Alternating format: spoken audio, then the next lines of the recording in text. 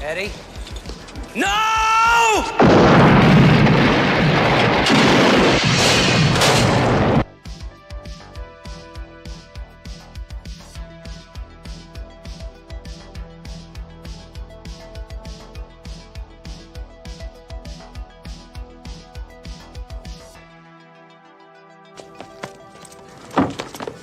We took the keys out of that monster.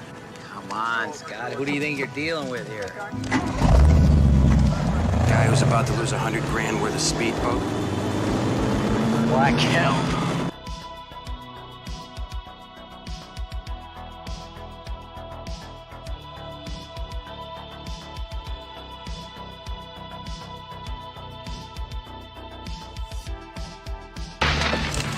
Freeze it! Miami, Vice. Congratulations, pal.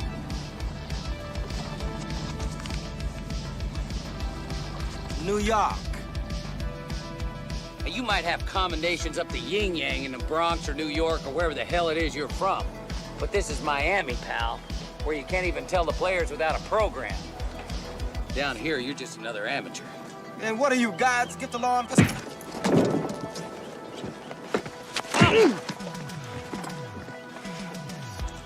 Couldn't let you handle all that bad karma by yourself. Hey! Hey! Hey! Officer Tubbs, say hi to Elvis. Maybe I'm getting too old for this line of work. Scraping by on 4 hours sleep a day, living under cover for weeks at a time. Dealer this week, outlaw biker the next. If it's Tuesday, I must be working drugs. Hell on the old nervous system, I'll tell you.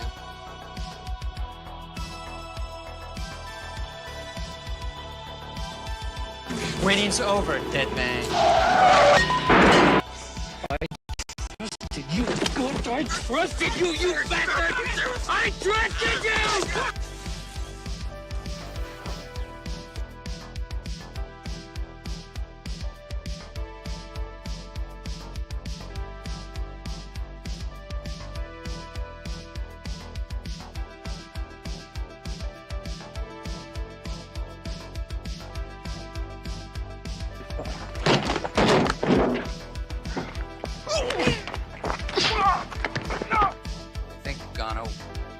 I don't want you or anybody else to question my methods. If I make a strategic decision to cut corners, to throw the book away, that's my decision. Because it's me out here and nobody else. So what are you waiting for? Because when I haul him in, I want him to stay there. Who killed Penny? What are you talking about?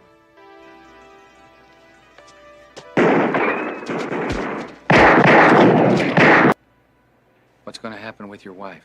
I don't know. I don't know if I can go back to my wife. That life. Rocket!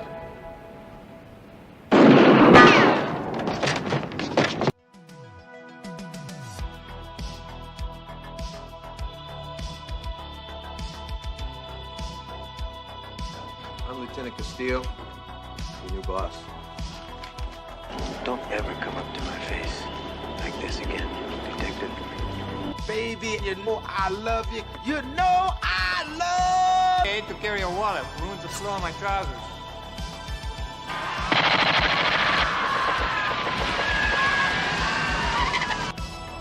You all right? Hell no, I'm not all right. I hate machine guns. What's the problem? I hate machine guns. What are you yelling Yeah, about? when I get shot at by a 30 caliber M60 machine gun, I get scared. And when I get scared, I get angry. Eddie!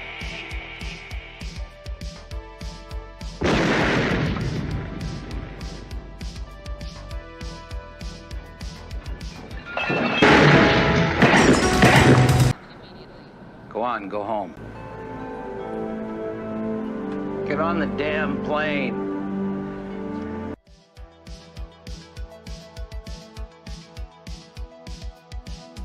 What do I care? Whatever you wear, you're gonna button it wrong. Why don't you just go without me? Yeah, you want something to wear? Wear this!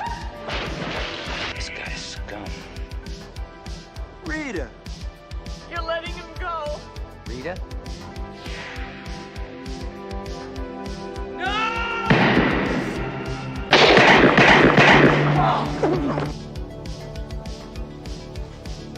read me my rights. Artie! Artie! Hold the stand! Larry, you can't go in there!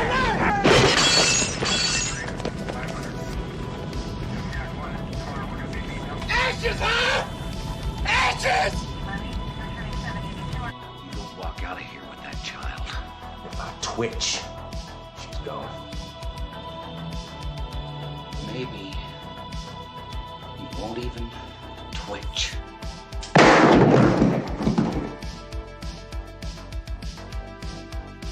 You want to know who ratted you out? I did. I ratted you out, you arrogant bastard. Set up the ambush the caravan. I give them your position, your strength, and they hit you from the back.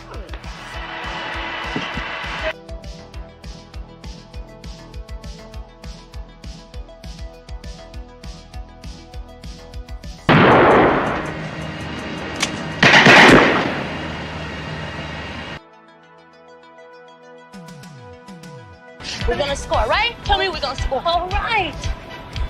Hey, my friends call me Santa Claus. Grade A, baby. Everybody free! Everybody free! Okay! What took you so long? Stop for donuts. Not for nothing, but why are you doing these things to me? You know I've loved you since the day you were born. You Albert Lombard? Yeah, what do you want? I have a subpoena here for you to appear before the grand jury. 15th of this month, 10 a.m., room 329, Dade County Municipal Building. You accept it? Yeah, here, look, I accept it, okay? I got it, I accept it. Mr. Lombard, you're gonna do some talking. Or you're gonna do 5 years on all these contempt citations. Can you talk about my lifestyle?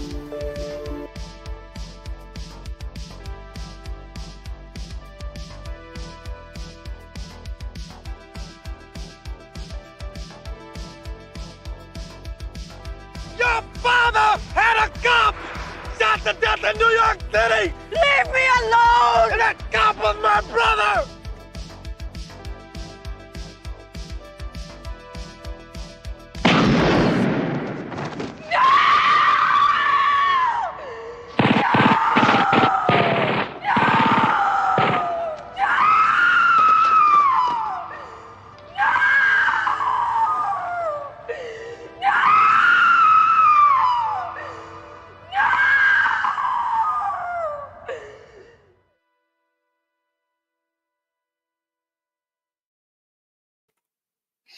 Hello, you beautiful bastards, and welcome to my so-called show. And God, I wish I had more clips for that intro, but YouTube downloaders were being a bastard. But I am glad to talk about one of the greatest shows of the 1980s, Miami Vice. First aired in roundabout January, 1984, September 16th, 1984 to June 28th, 1989. And what's going on there, RT? You sniffing up? Sniffing cocaine, man? I'm hearing a lot of breathing here. Oh, sorry. It's the. I was just so excited. I've got allergies at the moment. It's spring here, going into summer. So yeah, I'm very. I thought my mic was off. Allergies are playing quite a role in my life at the moment.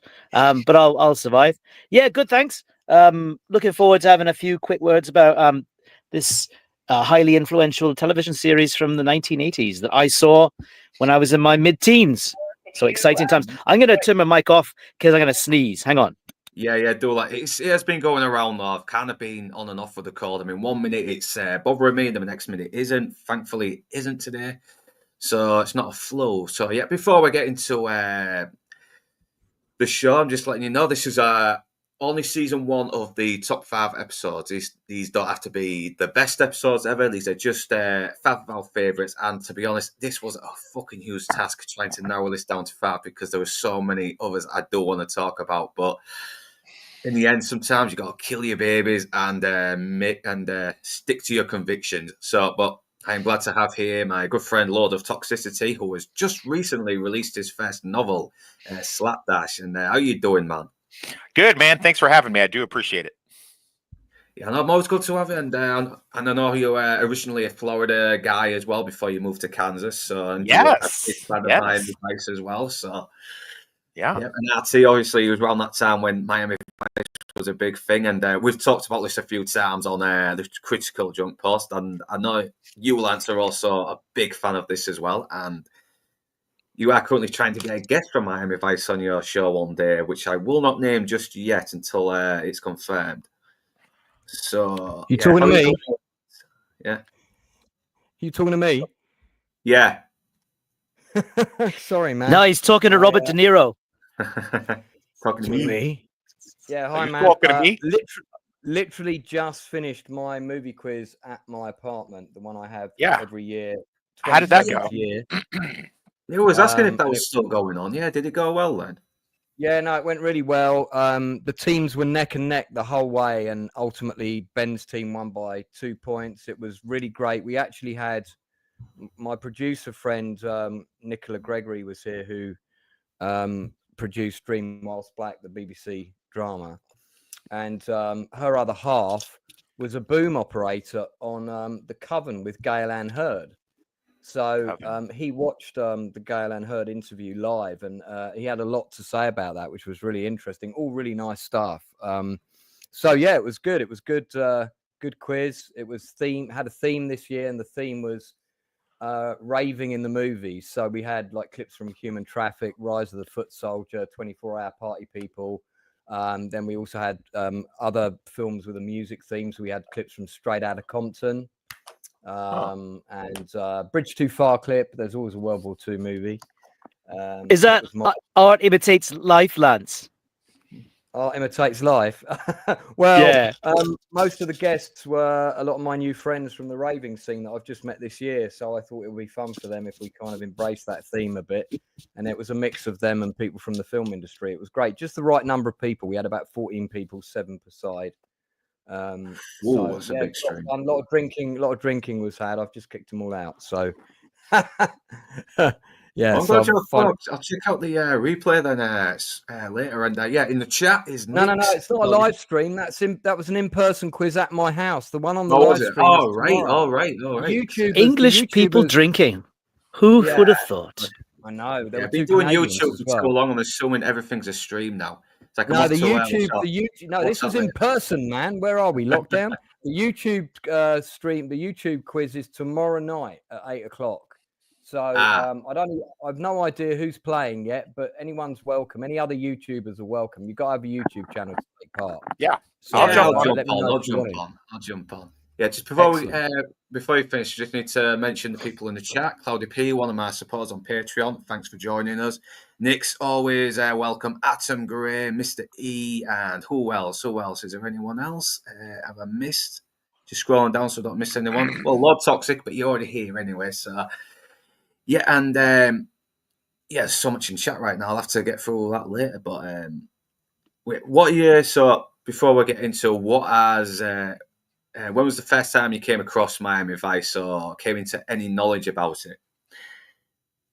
We'll start with Lord Toxic anyway. Sorry. Yeah, no. This was a big family staple. I come from a big military and law enforcement family, so this was every. I want to say it was a Thursday night show, but that might not be right. Whenever it came on, it was on NBC.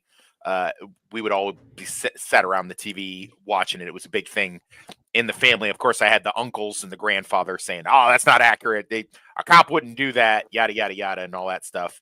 But yeah, it was from day one, from the very first episode throughout the entirety of the series. I think I was about 8 or 9, so probably a little too young to be watching this, if I'm being honest. But you know, my parents didn't really care about norms. I know, because you've got all these like drug dealers, prostitutes, fucking like kiddie rapers, everything. It's a dark show.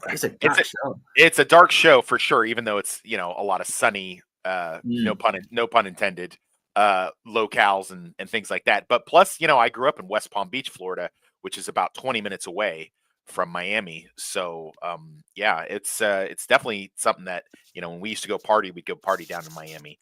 And what's crazy is a lot of that still looks like that to this day. They have the the fluorescent pink and blue and turquoise and all that stuff houses. They've got all that stuff. It's still down there by the beach. It still looks like Vice City down there. I've watched those clips on YouTube on like Ocean Bay hotels, shit like that, and yeah, it's I do believe it. It still looks very 80s. So yeah. RTNZ. When was the first time you came to knowledge with this show? When did you first start watching it? So when this show came on television, we'd left the UK and I was living in Canada near Toronto. So I was how old was I? 14, I think, when it came out in 1984. So because Canada, Southern Ontario anyway, picks up American stations from Buffalo and New York State and other places. I sort of saw it when it first came on. And it became very influential with sort of the generation that were watching it, both the older and younger. So I was at high school. I was just started high school then. And the kids were really into it. And, wearing loafers with no socks became a thing. Certain colors became very popular, certain hairstyles. I have a little bit to say about it and my impressions of the show and what I think about it later on. But so I first encountered it when I was in high school. And it was a thing. It was very influential. I can only imagine how much of an impact it made in American high schools, but it certainly made an impact in Canada that time too. Yeah, because it does look like it has imprinted a lot, especially in today, especially when we had when I was a teenager, when Vice City came out, and it's definitely got that look. It was like drawing in from Miami Vice and Scarface, and even Miami Vice and Vice City also had Michael Phillip Thomas as Lance Vance, which was I never knew at the time. Actually, never knew anything. I heard of Miami Vice, but I'd never seen it. Well, only since you brought it up, I found out that a lot of the NPC characters that are walking around in Vice City, they're spouting off dialogue that was clipped from Miami Vice TV show. So a lot of the stuff, like if you listen close to some of the things they say, it's clipped off of lines and even straight up dialogue that's out of the TV show, the original run series. So. I believe that. I do believe that because why not? I mean, it's a good little Easter egg, from what influenced it. Yeah. So thank you, RT and Lance. First time you came to knowledge of this show, did you watch it when it first came on? I did. So the show premiered in the States in September of '84, but in UK it didn't premiere until February of '85. We got it a bit later, I think, because that's what we always do, don't we? Yeah, it was the same with movies. We'd normally get movies 6 months to a year later after they kind of knew how to market it in Europe. So here's the big thing, and this is why it was successful. The big cop duo show up to this point in the UK that did really well for the viewing figures was Starsky and Hutch. And Starsky and Hutch, which started in the 70s, I think came to the end of its run finally, 5 or 6 seasons, however many they did. I think it was around 1980, something like that, 80, 81. So there was a vacancy for a new cop buddy show. And there were quite a few pilots that were put forward that were not successful. The reason I think that this one hit a certain zeitgeist is because most shows were always set in California. We had Chips, but Chips was very kind of 5:45 Saturday afternoon. The violence was very minimal. It was a kind of family show, Chips, in a way. This show was very, very different. It had very vibrant colors. The music was very of the time. That you had that incredible score. The images were very fast. There was a lot of naked flesh. It was very kind of Miami is new and exciting. I've never heard of this place because in the UK, Miami wasn't really that well known before that. It wasn't a place that typically people in the UK talked about. We talked about New York. We talked about LA. Miami was kind of not. This was the show that put Miami on the map for Europe, really. And it was different from the other shows that we'd had. There are some similarities to Starsky and Hutch, but this one was a lot more realistic. It was a bit more grounded, and like I think was it Toxic that said it was quite dark, very dark as it went on. I think the first season is quite tame compared to seasons 2 and 3, but obviously we'll talk about them at a later time. And the other thing that was good about it was all shot on location. So it looked expensive. And it was expensive. It was over $1 million per episode, which was a lot of money back then. About 10 million today. But because you had all those waterways, you had speedboats. There's a lot of stuff in the show that we didn't have in Starsky and Hutch. Starsky and Hutch is very urban, very enclosed, much more claustrophobic.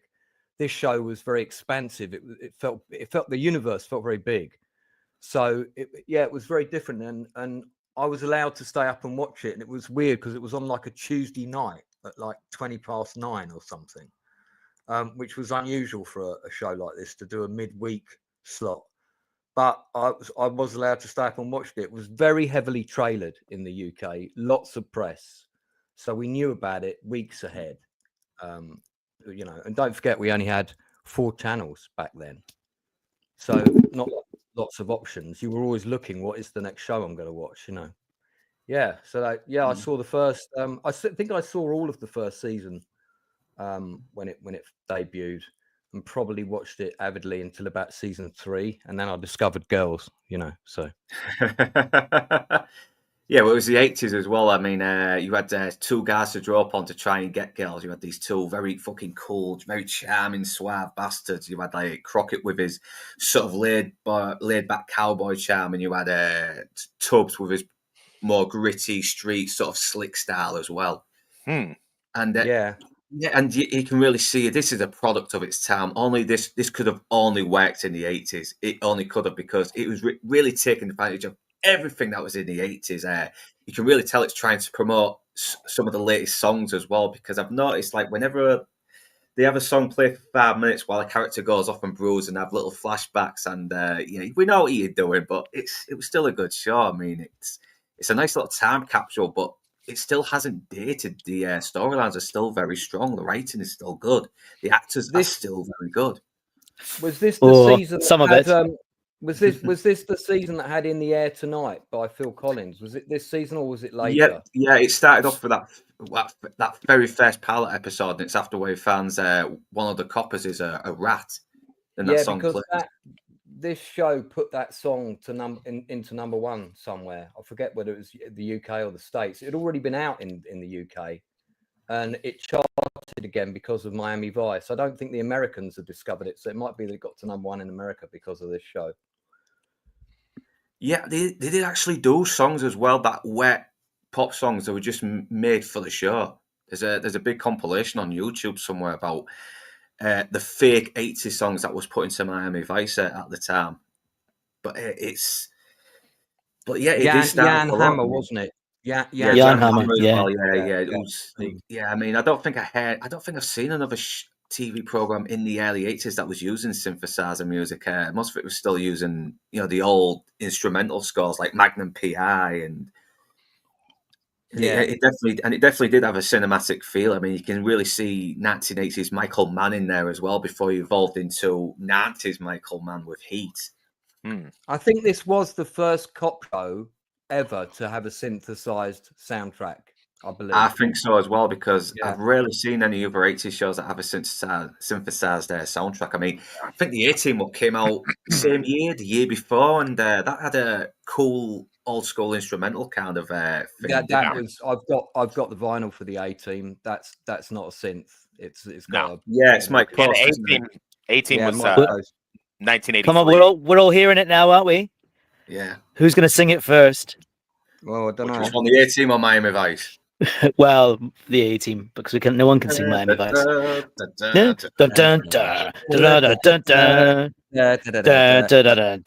look, they've locked us in this shed with lots of tools and a drill. Maybe we can turn it into a machine gun. Thank goodness we've got these cabbages for ammunition. Oh God, yeah. I remember that one. Yeah, speaking of the intros, I mean, the intro of Miami Vice is pretty fucking good, because you're basically seeing the glamorous touristy side of Miami, the beaches, the jockey shows, all that stuff. And then you get to the actual show, you got pimps, hookers, drug dealers, fucking murderers. And it's a good little contrast as well that works. The tourist against each other. Yeah. Like in that trivia track that I put in there, the tourist industry boomed after the beginning of that. Most of the stuff that you see was used in other commercials that happened in the 80s, like Miami Dade County Highlight, that game with the ball and the the scoop.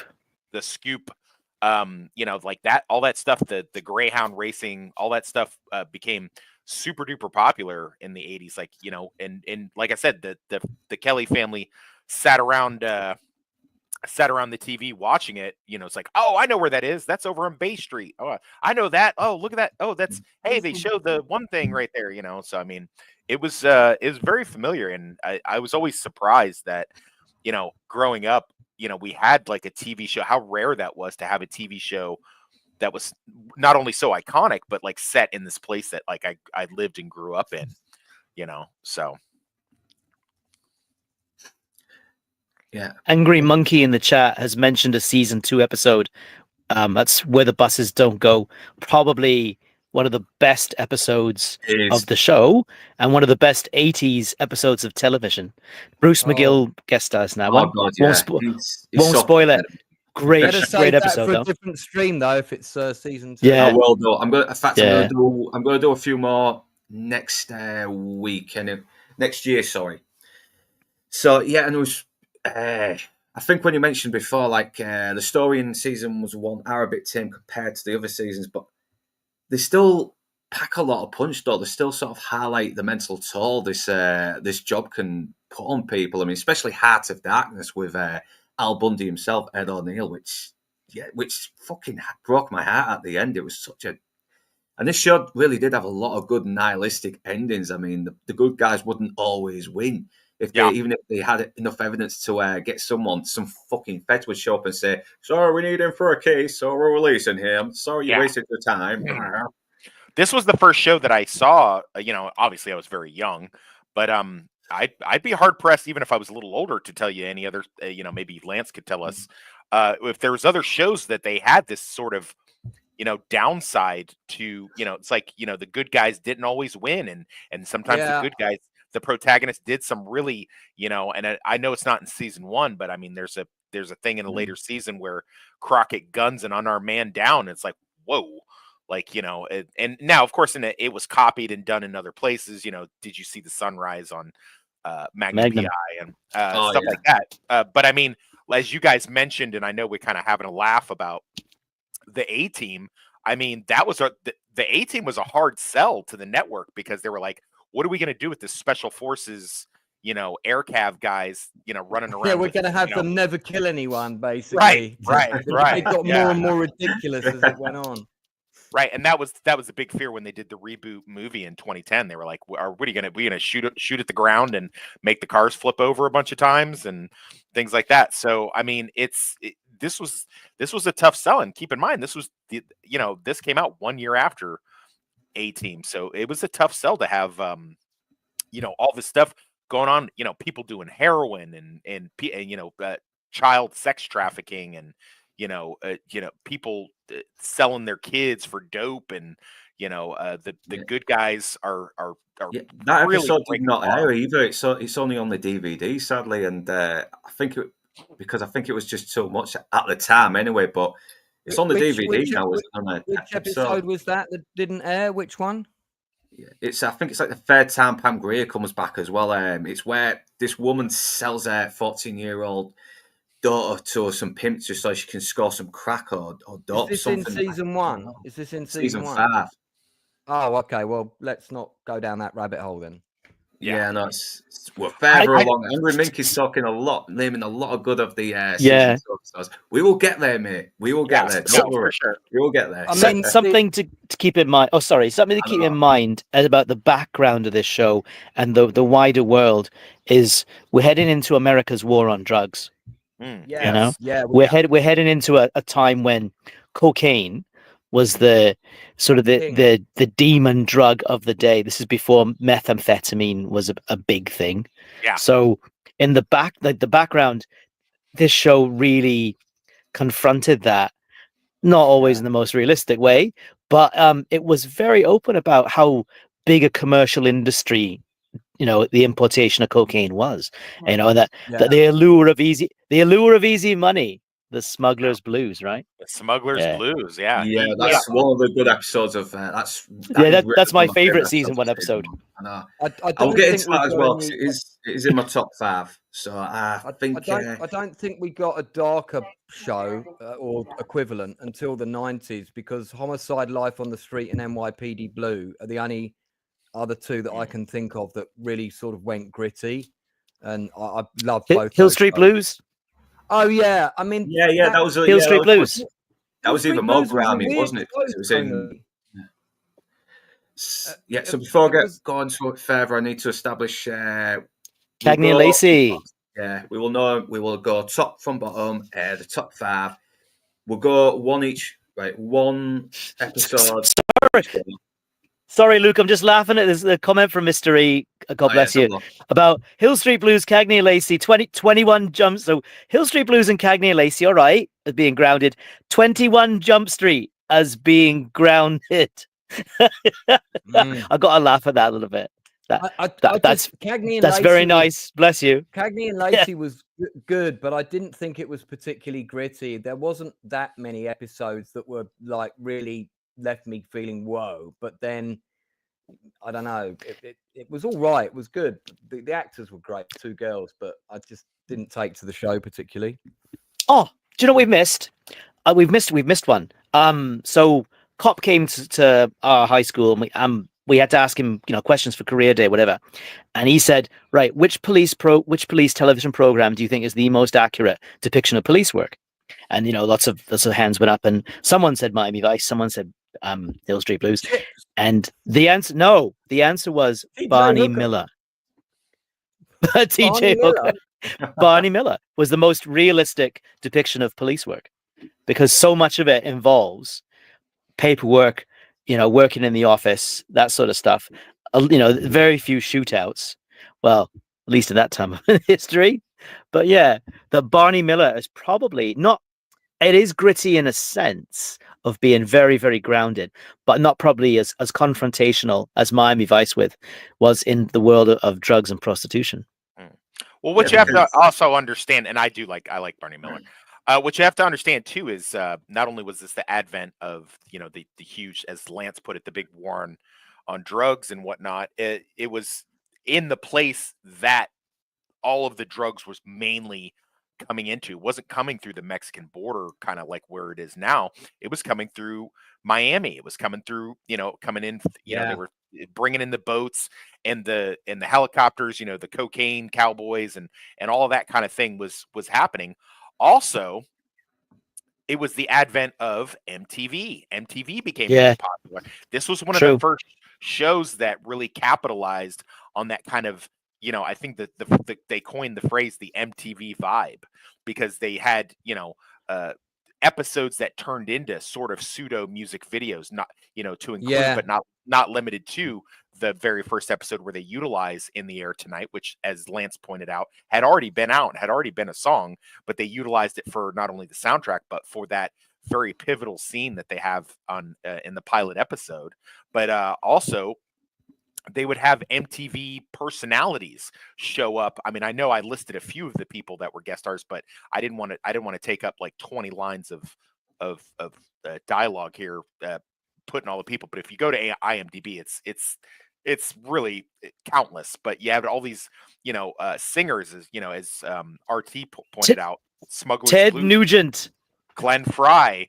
And he's good. He's actually fucking good in that episode. He is fun to watch. Yeah, had all these people, and then they would be on Friday Night Videos, right, which was a big show on MTV. And Friday Night Videos, they'd be like, "Hey, we got so and so, Sheena Easton, and she's just guest starred on Miami Vice. Here's a clip from the show." And then they'd make a music video based off of that clip. They made music. Phil Collins made music videos based off of his appearances on Miami Vice. So yeah, it was a very MTV show, and like North English Bastard pointed out, it was a show. It just was this great confluence of a bunch of things happening all at once. The drug war, the time for a gritty cop drama, but slickly done. Michael Mann bringing in all of the elements that he had to bring in to make the show happen. And then, the advent of MTV. And so all of those things happening all at once made this thing like super duper popular. And I might be misremembering it, and maybe somebody can Google it. I feel like at some point they had the show on Friday night in addition to another night. Like I think they played the show twice a week. I think I remember like trying to catch the I think you're right. show on a Friday yeah, night. was it like the show once and do a rerun? I think in Canada, I'm pretty sure it was played on Friday. Because Friday night, as everybody knows, well, with Prime TV before streaming was a thing, Friday night is considered the death slot. But this show thrived on it, you know. Yeah. So I mean, yeah. There's nice a complete list of the UK dates and airing times when this came out. I'll drop it in the private chat in case you want to in the main chat. But that's you can see when it came out in the UK. Season 1, 1985, Tuesday nights, and then it got bumped up to Thursday, I think, a little bit later, which is a better slot, you know. Yeah, Thursday nights are great. Yeah, Thursday, NBC wound up owning Thursday for more than a decade, maybe 20 years or so. You know, that's when in the 90s they turned that into must-see TV. That's what we've lost now, isn't it? In Wales, I was going to say that's what we've lost. Oh, go ahead. In Wales, it used to play after 11 p.m. because the Welsh considered it quite shocking, but in the rest of England, it was 9:25. Hello, Jam. I can't thanks for joining. Can't confirm or deny that. I didn't live in Wales then, so yeah, I was wondering. Okay, but the Welsh language version was very spicy. Right, RT, this is your first time on these top 5, so we basically got top for bottom, one episode each, and if we have that same episode on our list, the next person gets to talk about it, and they cross it off the list. And if we get enough time, enough time, we'll probably still do like favorite guest stars or favorite moments, whatever, just sort of like expand it out a little bit. So yeah, shall we jump right into our top 5 episodes then? Yeah. Let's whatever you want to do. Yeah, whatever you want to do. So starting with me. Then I'll go to Toxic, then RT, then Lance. And if Inside Man pops in later, he can run through a couple of them a little bit quickly if he can. So, 5 for me is Lombard. It's like I said, these are... mate, that's on my list as well. Is it? Dennis Farina. Yes, and I'll let you mention that later. Rest in peace. Yeah, fucking great actor, man. Definitely a man favourite as well, but a man regular. Because he was on Thief as well before that, and I love this episode as well because it kind of ties back into a previous episode where a mother was killed, and he's kind of got to confront his son as well, who's now found out what a monster this guy is, and he's not really a monster. He's basically a guy who's done bad things, and he's in a bad life, and he is still human. He's trying to fight to get his son back, but at the same time, his son is a bit pissed off at him. And I just love that moment where Sonny tells him about the mother that was killed by one of his guys, and it's like that stuff just is bad for business. And Sonny's like, "Yeah, we'll tell that to the family who lost her." And it's a very fucking deep moment as well. And the look on Dennis Farina's face as well, knowing that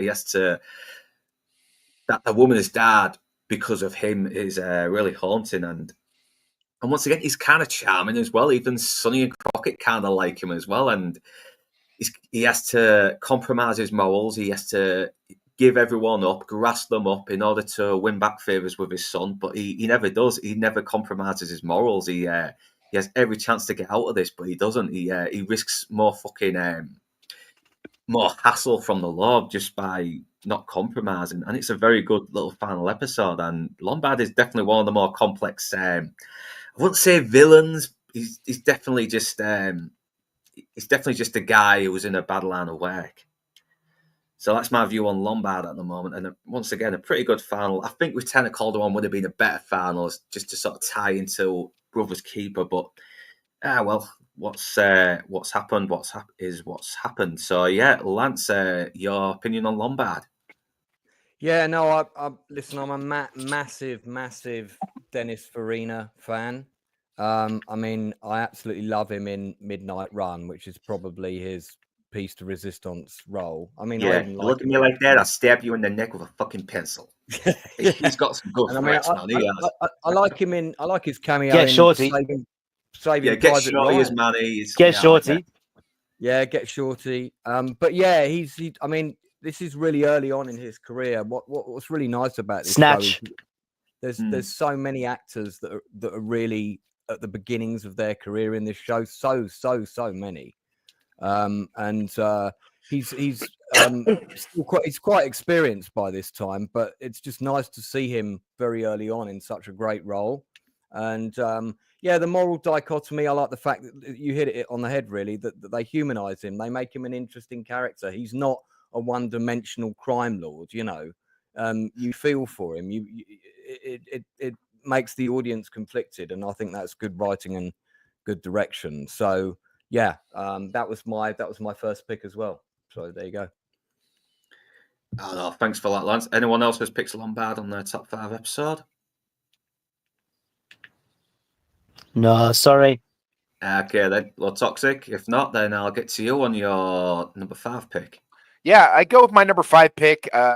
It's really tough call between the pilot, which I really, really love, but because it puts all the characters in its place, but it does fail in a lot of ways because it's the dialogue becomes a little cheesy and it hadn't quite found its footing yet, so I can't really pick that one. I agree. But so I go with for my number 5 pick, I'd say season 1, episode 6, One-Eyed Jack, and that's when they bring in Lieutenant Castillo, played by Edward. Oh, pick that one too.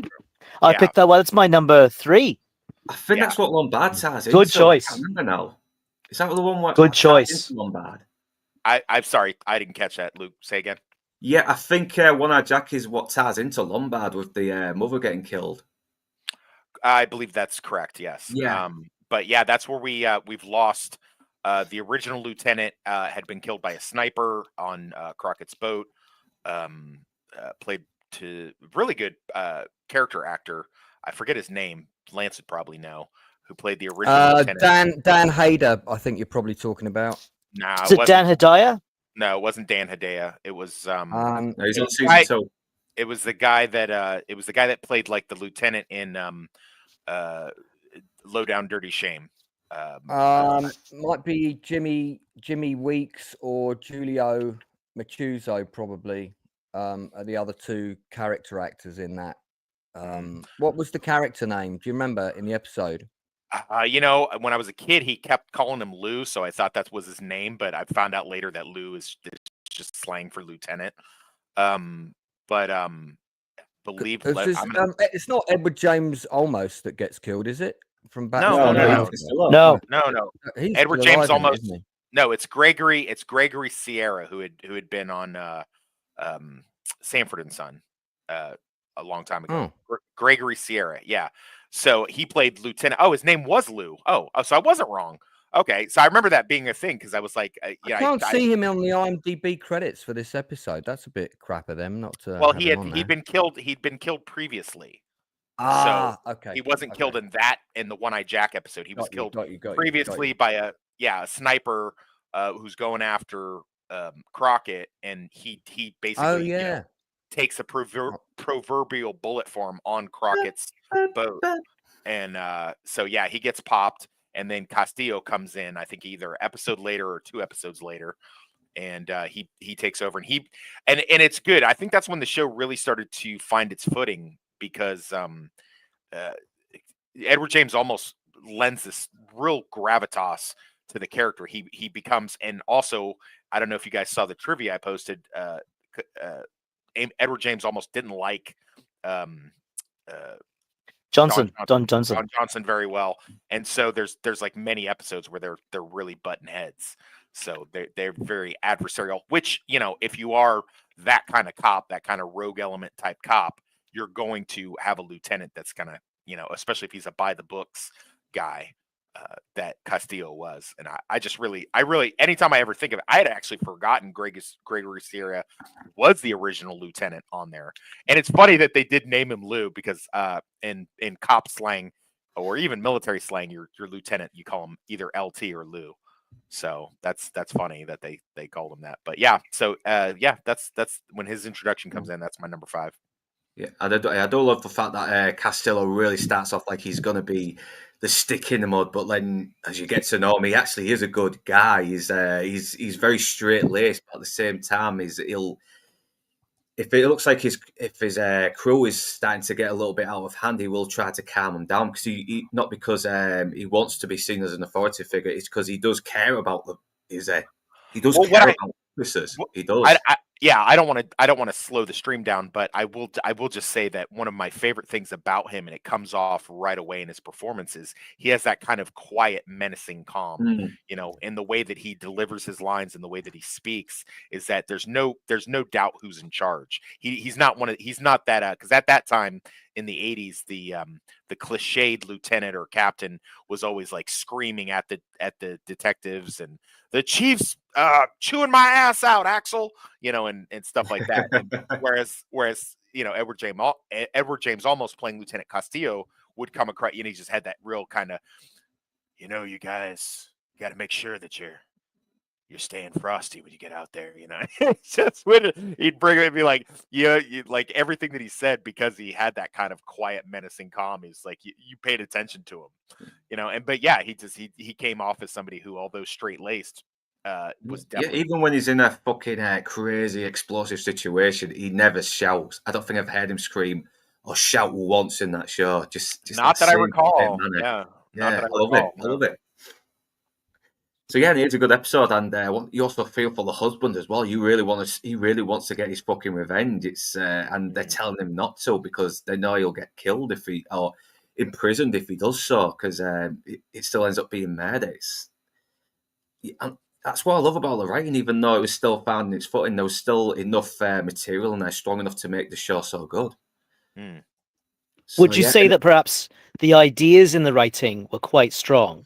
But the execution, the execution, perhaps, whether the acting was a little bit over the top, or the delivery of lines a little bit forced, or you could see, they went for spectacle.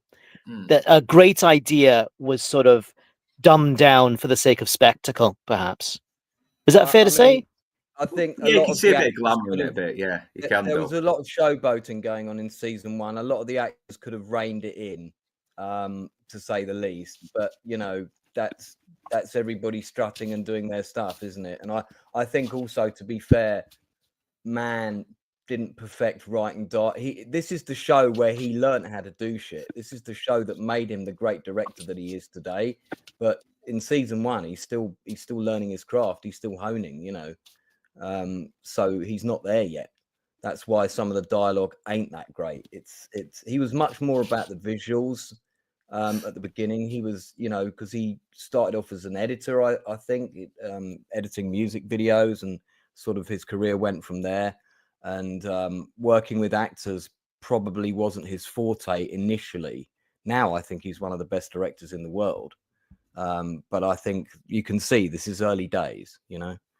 So, which is fair enough. Yeah. So yeah, that's your pick for number 5, and RT. Right. Well, I'll be surprised if this episode does not turn up on a lot of your lists, because my number 5, and when I think about it, I probably would have put it a bit higher, because it has one of the coldest final lines of any show. You'll see. And so my episode 5 is Evan. Yeah, I was almost going to have that on my list, but I don't know about words, but there was others that I liked a bit better. But yeah, it is definitely a good episode, though. Where Crockett has a lot of guilt over an old colleague who they found out was gay, and he didn't really stick up for him, and it's haunted him ever since. And yeah, sorry, sorry. Go on, no, man, you go ahead. No, that's a good explanation. So the episode, for those of you who haven't seen it, the episode is about an arms deal for Mac 10s, and Mac 10s I remember being ubiquitous in 80s action show. They're almost Uzis in terms of ubiquity in 80s action programs. Mac 10s, they were everywhere. So but these are Mac 10s with armor piercing bullets, and it's about it's about this arms deal set up by, you know, generic Hispanic bad guy number 5, Mr. Guzman, right? So Evan is undercover. I mean, when we get to it, we'll have to talk about the undercover stuff at some point. But anyway, so Evan, played by William Russ, I think, is undercover, and he and Crockett, as Luke, as Northern English Bastard pointed out, have this shared history. They were friends. They come up together through the academy, and then there was this bullying incident with this other colleague who was gay, closeted, and that led to his suicide, I think, if I'm remembering the episode correctly. Evan and Crockett both have tremendous. Oh God, sorry, his self-deletion. Sorry, Luke, I didn't catch that one in time. No, anyway, keep going, man. Keep going. Yeah. Apologies, everyone. I don't know if there's a disclaimer now you need to put in this. Oh, sorry, mate. Anyway, but his no, it's the word that started with S and rhymes with Always sad, yeah. Yeah, we just don't use that word on YouTube. Yeah, anyway, it's a stupid thing that happens, and come on, it's a fucking word, and it's about I know it's a very hard thing for people to talk about, but we still shouldn't censor. No, that's all right. But look, you probably won't get flagged for the context that we're speaking today. Well, this episode deals with it quite in a mature way, because what they deal with is the colleague's self-deletion and the fact there was tremendous prejudice in the police about people being gay, and that Crockett felt tremendous guilt, but Evan did too. And they have a confrontation on Crockett's boat where Evan, they were friends, very close friends, and worked together, but now they hate each other. And Evan points a gun at Crockett and says, do you want to do 10 paces? Should we have a go at 10 paces? Should we shoot each other? And he takes a bullet out and says, this one might have had your name on it. Just think about that. There is a bullet out there with your name on it. And that's what makes the finale. So can I spoil this, Luke? Yeah. What will it record? It's been like 40 years now. It's been 40 years since it's been over 40 odd years. So the finale's very poignant. Is they meet up for the eventual arms deal, suitcase full of cash, Guzman with the Mac 10s, and it goes a little bit wrong, right? And as Crockett and Tubbs turn their back to walk away, Guzman draws and aims to fire at Crockett, shoot him in the back. Evan rushes him and takes the bullet instead. And then Evan, and there's, the inevitable gun battle, but Evan dies in Crockett's arms and looks up at him. And the last line is, now it's your turn to take a bullet. And Crockett sort of breaks down, because they had their, they hate their friends, hates each other, and all the emotion comes out. I mean, at one point, Evan turns up drunk and he's crying earlier in the episode because he feels guilt too. But that final, him dying in Crockett's arms and saying that line, to me, that was a really powerful finale. A little bit contrived, but still. I remember that. Still, you can still tell the heart's in the right place, though. Yeah. Even though it's so bad. Like I said, there was still some very powerful moments in this series, and a lot of it was done better in season 2 and 3, and even to a lesser, and a little bit lesser in season 4, and even more lesser in season 5. But it's still a very strong start to a very fucking good series. And I'd say 2 and 3 are peak. But anyway, sorry, that's me. So episode number 5, Evan. Yeah, nice one, man. So that means we've all done our 5 now. I think Inside Man should be popping in very soon, so you'll probably get a couple out of the way soon. And number 4, let me get onto my notes. Rites of Passage, and it's mostly because we've got fucking Pam Grier on there as well, who's always fucking good. I mean, she always makes my top list. Yes, and so Foxy Brown. And this is where we see I would date her even now. Oh yeah, absolutely. She's still looking good. And this is about a young girl named Diane who is who is exploited by a modelling agent. I say that loosely, played by John Turturro, and it turns out that this young woman named Diane is also the sister to Pam Grier, who's also a colleague of Tubbs from New York, and she wants to try and get her sister out of it. And sadly, her sister has become a heroin addict, drug addict, everything, and she's abused by John Turturro's character, and they do finally get her out, but then he finds a way and he kills her. And I will never hear the song "I Want to Know What Love Is" the same way ever again. Oh, God, And the look on that scene. and the look on Sonny Crockett's face as they're wheeling Diane's corpse in the hospital. It's I don't know. Don Johnson can do those "I've lost someone I should have protected and it's haunting me" faces. He can really pull that off. I don't know. He just does it for me, man. And yeah, once again, Pam Grier just comes in. She fucking guns down John Turturro, and then Crockett and Tubbs try to stop her, but it's too late. She's done the deed, and she knows she's going to get fucking murdered. And she hands the gun, saying, "Read me right." Yeah, that's right. It's so good. It's so good. I mean, I love the nihilism of the show. I do. It's like I just love how it just doesn't give a fuck, and that's what made me really love the show all the more. Yes, that's it. Tony K. You wanted William Russ for American History X. Is he actually in that film? He's the dad. Oh shit! Yeah, right. Yeah. Flashback. That is actually a very good scene. At the time, William Russ was best known for Boy Meets World, which is what I was watching at the time. He's a great actor. Very, very underrated actor, William Russ. Yeah, and it's a good moment because it does add a lot of context to why Edward Norton's character is the way he is, even more, and kind of got a point a little bit as well. It's you know, but that's what gives the film so much context that is needed. That's what makes American History X a lot smarter than most films talking about racism, even though it didn't come out the way you wanted, Tony K. And I really would love to have seen what you would have done if you had full creative control. Lance's stream on that was brilliant on American History X.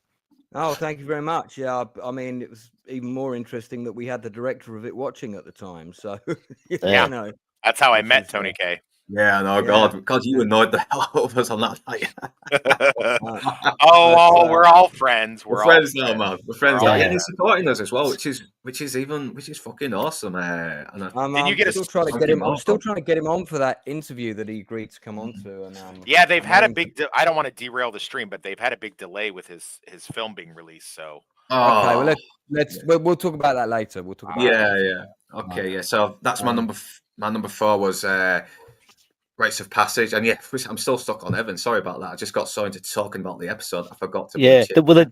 Some great comments in chat about the Evan's death is not it's as much a sacrifice, it's suicide. Evan's death. I think PB makes that comment in chat. Yeah. You just said it again. Off. Yeah. Sorry. I'll sort it. It's all right. I'm a pretty chilled out streamer anyway. I'm not too rigid about YouTube flagging me. It's just really annoying though. That's it. When they do. You see that's why I'm just an amateur. You guys are pros, right? You're the real YouTube pros. You know these things. I'm so sorry.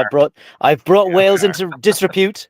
I brought Wales into. Well, you're a published author now as well, so you know who knows. You'll be the next critical drinker. You'll be the American analytical alcoholic.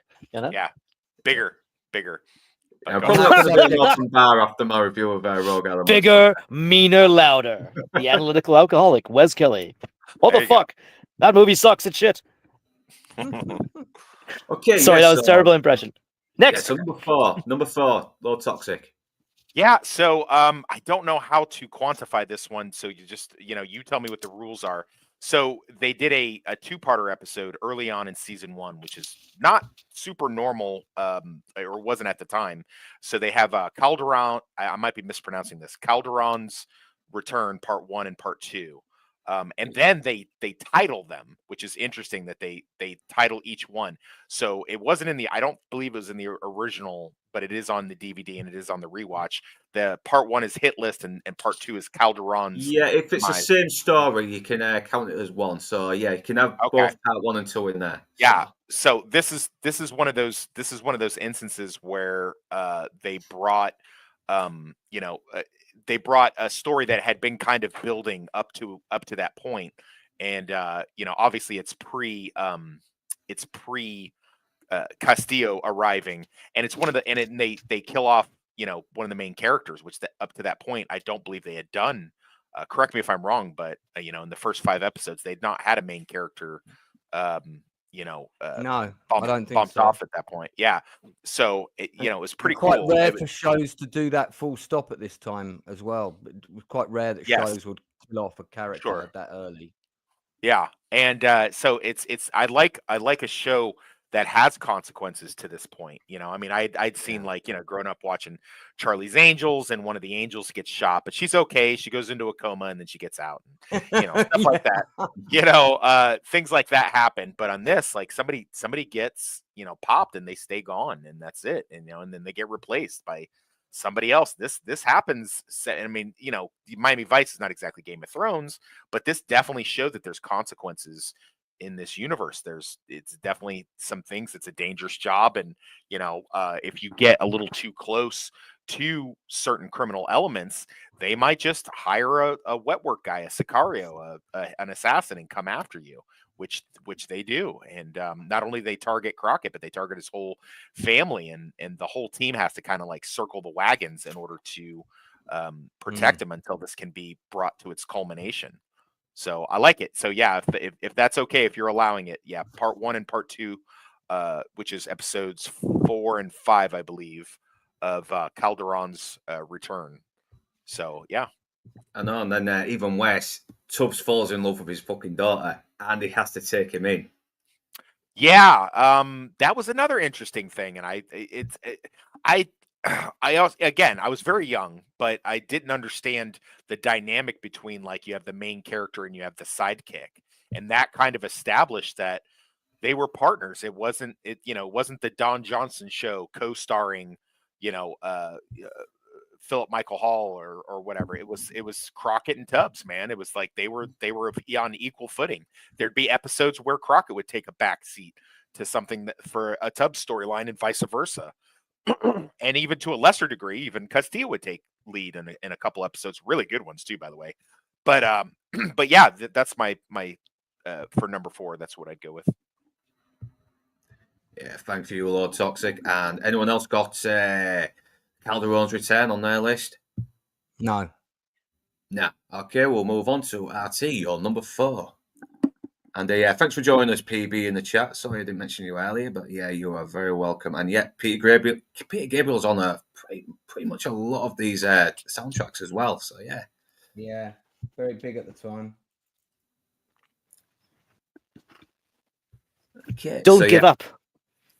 Yeah, no. Oh yeah, that season 5 episode where he was just remembering who he was. Yeah, they really dragged that out a bit too long, didn't they? The Crockett losing his memory and now he's Sonny Burnett. I think, yeah. But yeah, number 4 on RT for season 1. Now, I would expect someone else to have number 4 on their list as well. My number 4, I really should have put Evan higher up, to be honest. Anyway, number 4 is mostly because of the guest star. It had a man who went on to become quite famous for shows like Moonlighting, and of course, Die Hard propelled him to superstardom. I've got this one. Yeah. Well, I'll tell you what. I won't talk about it because Lance will do a better job than I will, and I might say the S word again.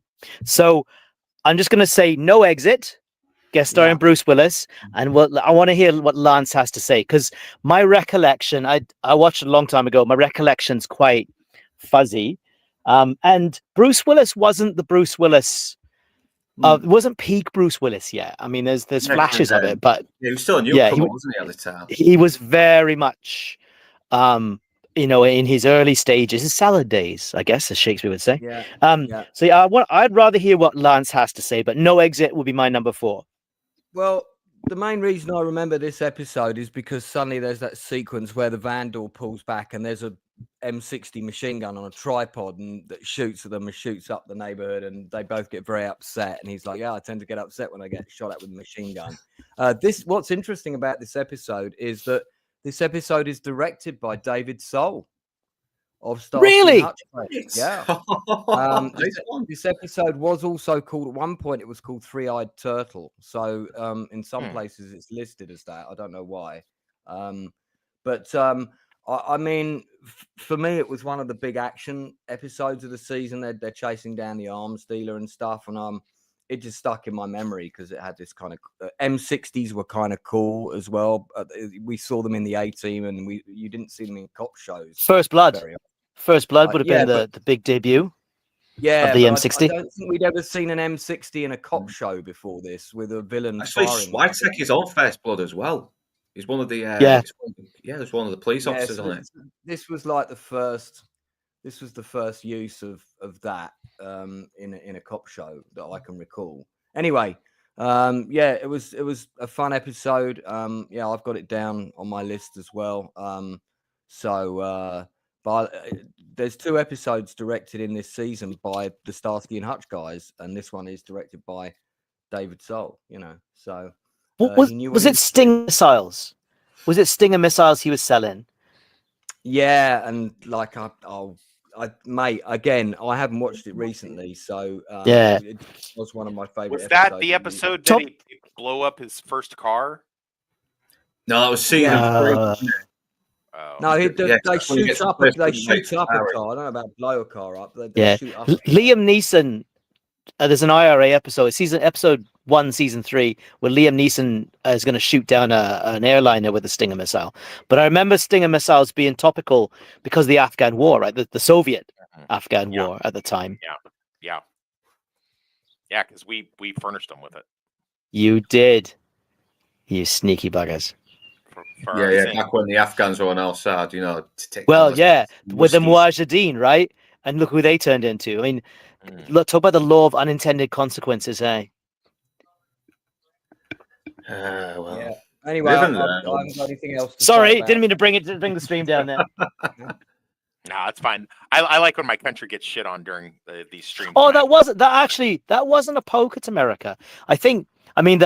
If you look at that, you've seen the Tom Hanks film, Charlie Wilson's War. It's not that America shouldn't have messed around there because they were doing the right thing. I mean, if the Soviets had conquered Afghanistan, which, who knows if it ever happened, if they had, in terms of its strategic value to the eastern part of Asia, India, Pakistan, those places, God, who knows what the world would look like now? If the Soviets had won that war, who knows where they'd have stopped, right? So that America provided Stinger missiles was the absolute right thing to do, but it was the end game that America messed up and not actually providing enough assistance to stop the Taliban coming into power in the way they did. Well, that's just my take. Sorry, there's history of the 80s 101. I'll stop now. No, that was not a poke at America, though. That's not a poke at America at all. We'll move on. America in the 80s was awesome. We will move on now because sorry, Luke. It is a good episode, though. I mean, we've got that's my fault. Once again, we get another nihilistic ending where it's looking like they have enough evidence to put him away. Then the feds come and fucking let him go because he's going to be reliable for some kind of case. And the way the wife just shows up saying, "You're letting him go," before gunning him down, and that haunting Jan Hammer music plays. It gets you. But my favourite moment is when the wife knows that the police are onto him, but she still has to play along until they get enough evidence. And he's just Bruce Willis is just beating the shit out of her, and Sonny Crockett is listening in, and you can see he is dying to jump in there and save her, but he can't. Otherwise, he'll mess up the case. And no words are said whatsoever. It's just Don Johnson acting with his facial expressions, his body language, everything. So that is episode 4. So Lance, you're episode 4 now.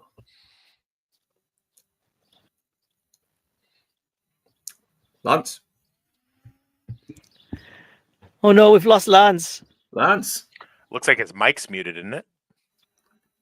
Yes. You're right, man. Let's have a look private chat. Yeah, he's going to be back for he's going to be back soon, so we'll have to jump ahead for now. Pit stop. Jump ahead for now, yeah. Okay, so number 3 now. Number 3. So let me get my notes up again. What episodes did I have? Okay. So we've done Rites of Passage already, and Hearts of Darkness. I mean, this was like the 2nd episode in, and this did not take no fucking prisoners. This showed what being undercover how extended periods of time, a long time being undercover can do to your mental toll. It did not give a shit. This was and you had Ed O'Neill as the undercover cop Artie, and you can really see this is a guy that's been undercover way too long. And by the time they do finally get the case solved, he just can't go back to his real life. And then later you find out he's hung himself. And fucking hell, I mean, as soon as I saw, I mean, it's on my list too. I know. So yeah, it's once again, it just, even though the show is still finding its feet, it still had a lot of powerful fucking themes and storylines and everything. And you got Sonny and Crockett trying to crack down this kiddie porn. I mean, it starts off where a young girl is being exploited for a porno flick, and damn man, this must have been something very, very difficult to try to get into the air in the 80s, but they managed it. They did a real good job, and Ed O'Neill shows he can really fucking act. It wasn't just Al Bundy, the miserable sort of cynic that he can't help but relate to. He could play a really tragic figure, and you really do feel for him. So that's my can't dispute any of that. I know. So that is kind of Heart of Darkness is on. Sorry, Luke, go ahead. No, sorry, finish anyway. I was finished anyway. No, I was just going to say Heart of Darkness is number 2 on my list. So I won't even talk about it now because you've summed it up beautifully. No, let's see your thoughts anyway. Come on, at least for the sake of the stream, because I think you might have some good viewpoints as well, and I don't want to listen to them. I love listening to other people's views on things. Yeah, well, I mean, I have a confession to make about this one. It's when I see Ed O'Neill not playing Al Bundy and not doing Modern Family, a younger Ed O'Neill, I always think of his character from the Andrew Dice Clay movie, The Adventures of Ford Fairlane.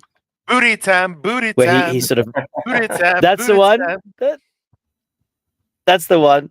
Yeah, where he's really ridiculous. So, yeah, I struggle to take him seriously, but he does very well in this episode. Hard-hitting stuff. So yeah, I can only amplify what you said, Luke. I couldn't disagree with you in any of it. Do you enjoy that one, Wes? Yeah.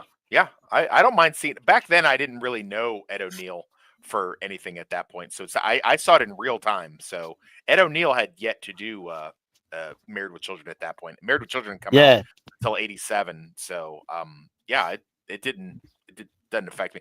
Rewatching it now, I don't know. It might have an effect.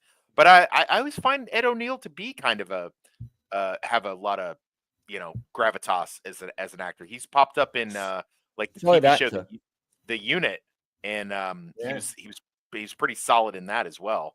So he was in Black Hawk Down. He's in Black Hawk Down. He's making the margaritas up for the guy that's injured in the helicopter.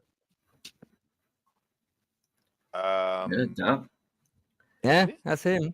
Yeah, really small role. A bit of a fucking tough nut in real life. You're talking about the dad from Modern Family, right? Same actor. Yeah. Ed O'Neill. Yeah, he's in Black Hawk Down. Yeah. Is he? Yeah. Married with Children. Which dad are we talking about? Are we talking about the dad with the dark hair, or are we talking about the older dad, Jay? The one who's married to Sofia Vergara. Oh no. Yeah, okay. He's not in Black Hawk Down. No, sorry. Yeah. I got mixing my dad's up in Modern Family. If anybody's ever seen movies like or the TV show The Unit and its movie Inception, Spartan from 2004, he still carries a lot. He plays like I think he's the chief of staff in that, and he has a lot of gravitas. Spartan's an incredible film. So yeah, he's in Wayne's World. Well, he is in Wayne's World. Yeah, he is. Yes, indeed. He's a right psycho fucking that, and God, it cracks me up. He really does it. Why did they come to me to die? Why did they come to me to die? So yeah, okay. So that's just mixed up what we're doing now. So I think Lance, we was on to for number 4. So do you want to do number 4 and 3 on your list? Up. Maybe I had to go finish. Well, sorry, he was I on just had to. So I was getting my cup of tea. Is it my go? Yeah, if you go before me, I had to jump ahead. Yeah, your turn. Yeah, my number 3 pick. Yeah, well, I mean, you missed your number 4 while you're dropping the kids off. No, I've done my number 4. Oh, okay. My number Did you? 4 was So the number... same as was No Exit with episode Yeah, 10 with David. same Well, as that was my mine. number. Same as Yeah. mine. Okay. Actually, yeah, I think I've done my number 3 now, so yeah, it's down to low toxic anyway. So yeah. Yeah, so I'll go. Go ahead. So do you want me to do my number 3 now or not? I'm confused now. No, because I got a little confused there with the number 4s and 3s, but yeah, Let it's Toxic toxic. go. Let Toxic number go. 3 now, Fine. yeah. Sure. Yeah, I'll go with Home Invaders, which is Abel Ferreira, a rare television episode for him.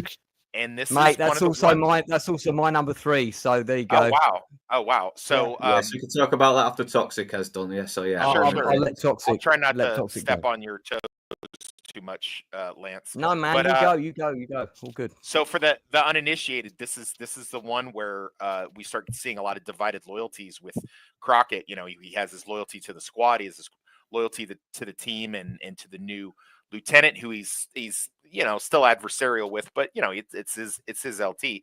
But his former LT with the robbery homicide or RHD is basically Castillo's saying this guy's mishandling this for whatever reason, whether he's crooked or incompetent, regardless. And it starts to kind of pull like this divided loyalty storyline out of Crockett to try to figure out what's going on, and he wants to stay loyal to his former crew and his former boss, but at the same time he wants to stay loyal to the people that he has.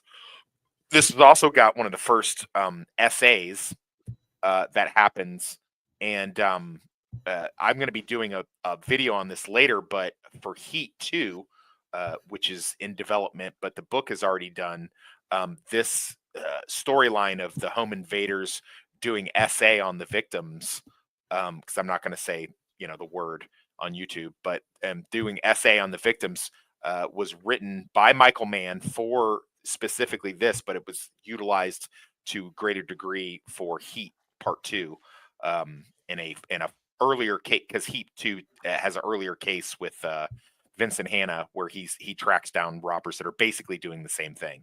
And now, of course, this was an 80s TV show, so they couldn't show and do all of the stuff, but it'll be, excuse the pun, fleshed out a bit in not only the novel, but in the book. So, yeah, some brutal stuff in this one. And it's definitely stuck with me. It's one of the first episodes that I saw. Hey, calm down, RT. Quit barking at me. You'll get your turn. Just relax. Yeah, I was wondering what was happening. But yeah, we get a lot of cool. Edward James Olmos is in this, of course. This is one of the first ones where we don't have Tubbs is not in appearance in this episode. He'd actually gotten hurt on another project that he was working on, so I think they just say something like, "Oh, he's away in New York on something for whatever." But Isai Morales is in this. David Patrick Kelly, Olivia Brown, who had both just done 48 Hours together. So yeah, it's a really great episode, and pretty dark. I think I don't know. I'm not going to say this is the first one that becomes super dark, but another cool trivia about this, Chuck Adamson, who they based Vincent Hanna for Heat on, this case came straight from his files, where right. Yeah. So but yeah, really cool stuff, man. This is when I really feel like Michael Mann was finding his footing and doing the things that he does. And I like that he's kind of had this shared universe where he keeps using this stuff over and over again in his projects, so that it feels very familiar to you. If you guys haven't watched this episode in a while, I would definitely watch it again and take a look, especially as it relates to what the main storyline of Heat 2 is going to be. Yeah, I think I remember the essay bit. I think this is Sandra Santiago as well, when she's on the case pretending to be a hooker, isn't it? I believe so. I don't know. Are you talking about the female detective? Yeah, played by she plays Gina. That's her. Gina, yeah. Okay, yeah. Yeah, and it's kind of a crazy situation as well, because this is one of the main characters, and she's kind of put into this position where this bad thing is really happening to her, and your heroes don't get essayed in a show, at least not back then anyway. I mean, they did it. In a year or two later, they did it on Hunter, where Dee got essayed. But yeah, this is definitely something that they showed that this is a different kind of show. This is not the thing this is not what you're used to seeing with this, and that there's a really dark undertone to this. I think this show really, you guys correct me if you think I'm wrong or overreaching, but I think this show ran so that the Shield could walk. I mean, it really, I don't think there would be the Shield if they didn't have stuff like this in Miami Vice back in the 80s. Yeah, because it does take a lot of risks as well. Broke a lot of taboos. A lot of TV drama taboos were broken with this show for sure. I mean, you had an incest storyline in season 2 as well. I mean, and it's not revealed until the end, but Christ, it's shocking. It is so shocking. And once again, it's why I like this show. It just did not give a fuck. It took risks and it paid off because it was one of the biggest shows in the 80s. And I think you're right. I think you're right that it did work so the Shield could run, and many other shows after. Yeah. Oh, I said it backwards, didn't I? By the way, a bit of trivia that I can confirm. The diner that the team goes to, it is called Irish Times. It is still down there to this day. I went to it and visited it on my most recent little hiatus on my journey down to Florida that I went to last month or the month before. It's funny you mentioned the Shield, because the moment you talked about characters in the show being essayed, I remember I actually stopped watching the Shield in season 2, when what's the name of the captain? The Latino guy is the captain. Aceveda. Yeah, he gets essayed by these two drug dealers. Yeah. Anyway, but like that at that point, I thought, oh, I don't think I really want to watch this anymore. And I came back to it later, but like that stuff, it's intense stuff. That is. Yeah. But you're right. You put it well that this show walked so the Shield could run, because the Shield really goes hard with it. Yeah. Terrible pun there. So yeah, thank you for your number 3, and I think Artie, you already mentioned it kind of already, didn't you? Can I chip in my notes on the because I picked the same one, so we don't change. Oh yeah. Feel free, man. So this was coincidentally my same choice as well. It's mainly the casting of this episode, apart from obviously the gritty stuff, because you've got Isai Morales, who was also, I think, in American Me, which came out a few years after this. But of course, David and La Bamba. Kelly. Yeah, La Bamba. David Patrick Kelly is like, the guy to play crazy guys. Warriors come out to play. Yeah, I mean, and then Jack Kehoe, of course, he was in The Sting, So he was also in, I think he was also in 12 Angry Men. I think he was the last cast member of the original 12 Angry Men. Anytime I see Jack Kehoe, I always think of Young Guns 2 with Jack Kehoe. Yeah, I mean, I need to have a moment. Need to have a moment. And then the fact that the episode is directed by Abel Ferreira is incredible. By the way, I sent Sandra Santiago the link for this stream. So oh my god, that would be amazing. So that'd be amazing. She may well watch it. But yeah, I think also Sandra, we know. The storyline. What a terrific actress. Gosh. The storyline with her. Beautiful woman. I remember that, when she's working the Vice undercover thing and it all goes a bit tits up. Wow, she got to do some great acting in that whole story. So I've got nothing else to add that Toxic hasn't said already, but great episode. Some really good acting in this episode. That's one of the reasons I really liked it. Pretty cool to have King of New York director Abel Ferreira directing an episode of the show. I'm going to have to do a stream on that. Bad Lieutenant. Bad Lieutenant is Abel Ferreira's best film. God, that's hard to watch. Bad Lieutenant.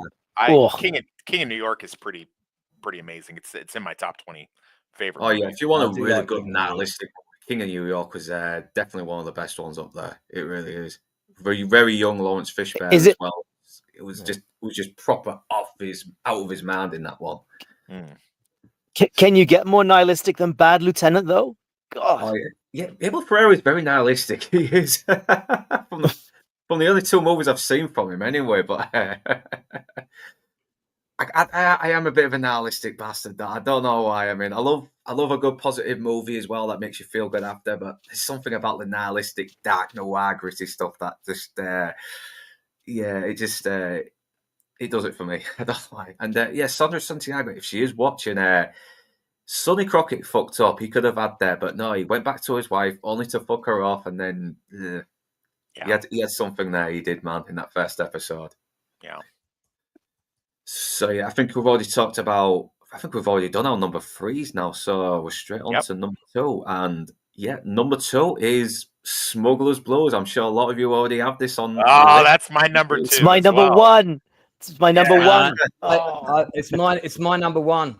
Yeah, it's my number one. It's my number two. Same. Well, we don't have to really rank it in order though, anyway. But it's just like favorite episodes. But it's usually I'm very skeptical whenever Sonny Crockett and Ricardo Tubbs have to go abroad into some like Colombian drug wasteland. But this is one of the few ones that I thought was actually fucking good. It kind of had a little bit of a sense of adventure as well. It was kind of like a little bit like they were going James Bond, but with drug dealers. And you had Glenn Fay as this sort of like burnt out guitarist, sort of like veteran pilot who's not really fond of violence though, but I do love it. He says, "Get the drop on him now before it gets violent," and I don't like violence. And he's just proper out of his mind, and he's fun to watch. And most of the musician guest stars can be hit or miss on this show though, but he really plays it up. And once again, we've got Sonny Crockett and Ricardo Tubbs just being cool fuckers as well on this adventure going across to Colombia. And then you got this really good ending where Trudy is hooked up to a bomb, and it's very suspenseful, and they have to be really careful not to detonate it. And it's every fucking scene is brilliant. And Smuggler's Blues is probably one of the most underrated fucking 80s songs ever. And I later found out that this episode was written around that song. And unlike most episodes, where sometimes it's a bit more low key and gritty, this one feels fucking big. And I think they use most of this, the elements on the remake, which I won't get into. Some people love it. I think it's. It didn't really do it for me, but that's my thoughts on Smugglers. Are you talking about the movie? Yeah, the movie from 2007. I wasn't blown away by that film either. I have to say, I was very disappointed in it actually. Yeah, because I mean, Miami Vice is a product of the 80s. And I don't think you can translate that into modern day. It's because it's a product of its time as well. That's what made it so great. Not only that, I don't think Colin Farrell and Fox had the same charisma as Johnson and Phillips. They just seemed a bit too serious and a bit too brooding for my liking. They didn't really work as a pairing. I don't know why that was, but it just didn't sort of seem to click. Yeah, because Johnson and Tubbs had these big personalities. They had this sort of like, they both had this laid back charm, and I never got that with Farrell and Fox. I didn't. They just seemed to. Farrell was woefully miscast. That was the early aughts, and I love Farrell, as we've discussed on many other actors. They were just miscast. That's it. Yeah, you got to have, if you're going to have a Crockett and Tubbs, you've got to have a kind of chemistry, and God bless him, but Farrell was really thrust into a lot of stuff that just didn't work for him. That I think that Jamie Foxx's Tubbs was very good. I thought that was great casting, and I thought he delivered on the role in a lot of ways. But I don't think that I can't. I don't think that was a good use of Colin Farrell in that film, for sure. So I think it would have been better if they'd gone with more of a character actor in the second role rather than two dashingly handsome guys for the movie, because by then that sort of two great leading man as two very handsome blokes as undercover cops doesn't really fly. You've got to be, do you know what I mean? You've got to fit in a bit better. If you look like a supermodel, it doesn't really work. Yeah, it's kind of a shame. I mean, I would kind of co-sign on that, but I'd also kind of say that had they had somebody who has a little bit better comedic timing and can have that kind of laid back Southern Charm. This was before 2006 when that film, and I'm sorry, I don't want to derail, but 2006, the McConaughey stunts that they call it had not happened yet with True Detective and Mud, but I think Matthew McConaughey might have made a good Sonny Crockett. Actually, yeah, he would have done. That would have been interesting. At Definitely. least He wouldn't have to fake the accent. Yeah. So yeah, I don't know. But yeah, it's hard to recreate that. It really is. You'd be hard pressed to find somebody that could have done that. But yeah, I mean, it is what it is. But yeah, I also agree. Just so you can skip me on this one because I can't say anything more, and that's also my number 2 is Smuggler's Blues. Yeah, and so yeah, and RT, your views on Smuggler's Blues then? Smuggler's Blues, my number 1. So I think we've covered all of mine. So my only different one was Evan, mine were No Exit, One Eye Jack, which talked about Heart of Darkness, which talked about Smuggler's Blues, my number 1. Mostly because it has a sense of adventure in it. Like it really does go big. Like it feels much more cinematic than most of the episodes. You got them going overseas. There's planes, there's bombs, there's guns, there's ticking clock. There's all the elements of a good thriller movie, and yeah, it had a real sense of action adventure in it. And for that, I liked it. There was a real sense of joy to that episode. Like that now it's episode 16, right? So now the show's sort of coming into its own. We realize, this is what we're about. Let's go for it. There's that real sense to that episode. Well, that's my impression anyway. So that's why I enjoyed this episode so much. And Glenn Fry was surprisingly good. I mean, Phil Collins, Phil Collins, better musician than actor, but Glenn Fry really stuck the role. He really did. He knew what he was doing, and he didn't try to go too crazy with it. And he's convincing, right? And I think this is one of the first episodes, and you can correct me if I'm wrong, where we find out a little bit about Crockett's time in Vietnam. Because there's some discussion about that. Because I can't remember when that first comes up, but it definitely comes up in this one. I feel like Vietnam was mentioned in the pilot with possibly. But this is the first time he talks about. He mentions it, but he doesn't talk about it. I mean, I don't know how Sonny Crockett had the time to play football and go to Vietnam and become a veteran police officer. There's some odd sort of timing there, but anyway.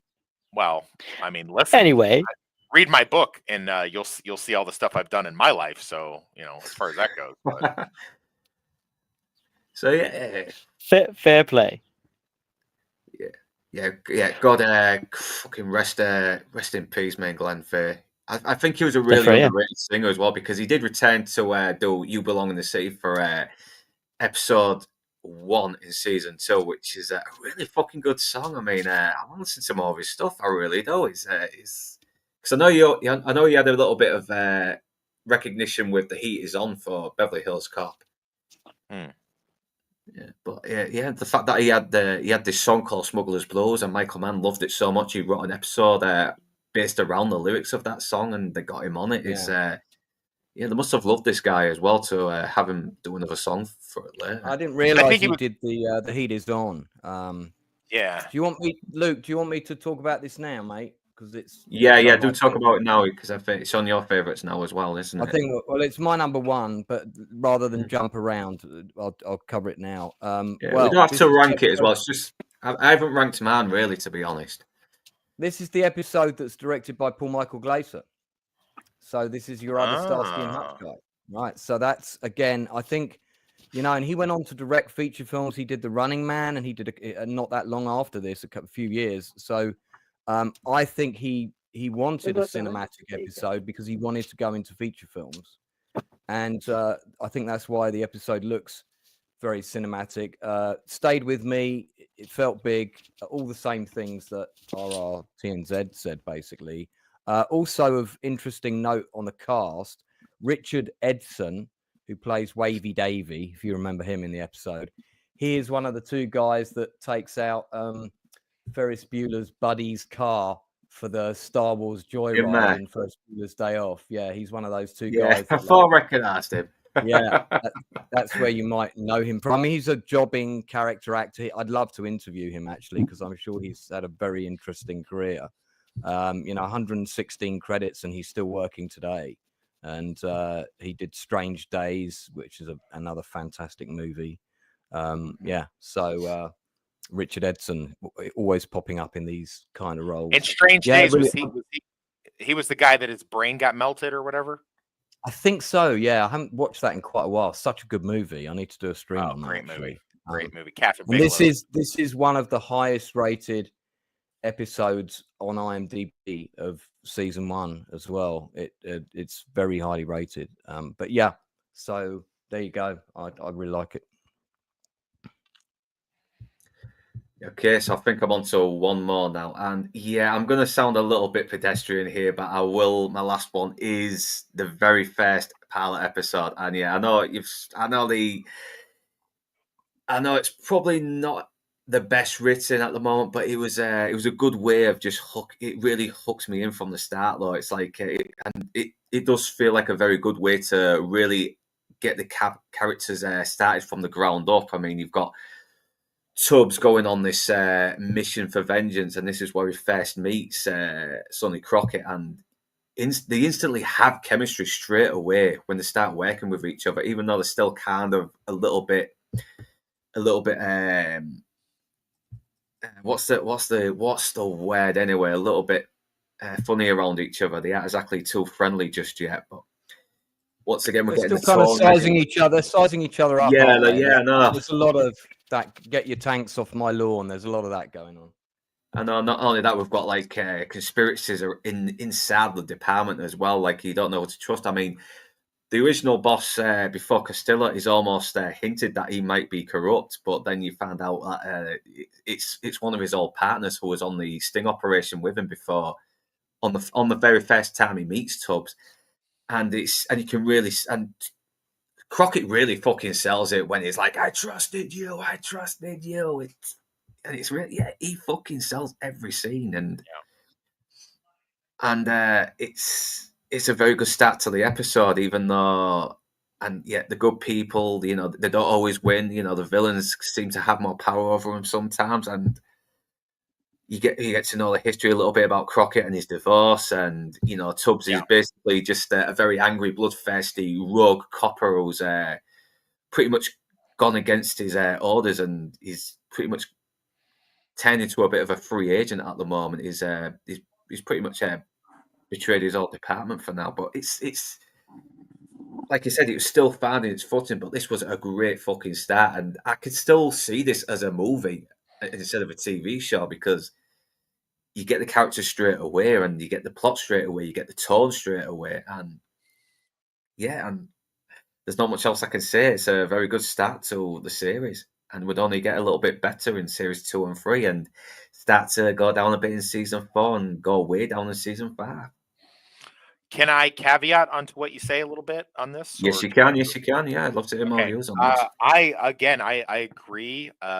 It can't quite crack my top 10, or excuse me, my top 5, only just due to the fact that I didn't want to be pedantic and pick the pilot, but also because it's a situation where I did rewatch it for the purposes of doing this. I thought we were doing this last week. It's got too many different things. Thank you, Mr. E. It's got too many things that just wouldn't happen. So it kind of pulls me, and you know me, I don't like to use technical experience to just disavow a movie or a TV show. I like to just try to enjoy it for what it is, but there's just way too much stuff that wouldn't go down. Conversely, though, as far as TV shows go, this did a really good trope of having these guys be very adversarial and almost enemies at the beginning. And then by the end of the episode, you've got Tubbs loading up the shotgun, willing to go on this thing, this mission with Crockett, this new partner. And, they have that great iconic scene with, in the air tonight as they're heading, and he takes a break from the action just to call the ex-wife and assure himself that he actually did something besides, be this, operative through most of his life, and I think the chemistry between the two actors for their characters. I think it gets established in this episode, and it carries forth for the rest of the series. And so yeah, for that I do Brothers Keepers, almost just pushed out of my top 5. So, but yeah. Yeah, I can sort of see why, because it's always kind of a weird thing when you have like the pilot episodes as a favorite, because this is still the show trying to find its footing. I mean, the best episodes usually come after, but it did still feel more like a movie, because it was like a 2-parter as well. It wasn't like just 1 hour. But yeah. But yeah, has anyone else got any views on the this episode? If it's on their list, if not, then talking about the pilot. Yeah, Brothers Keeper, the pilot. Yeah, I think the pilot's fine, but I think it's one of the weaker pilots that I've seen compared to other cop shows of more recent times, shall we say?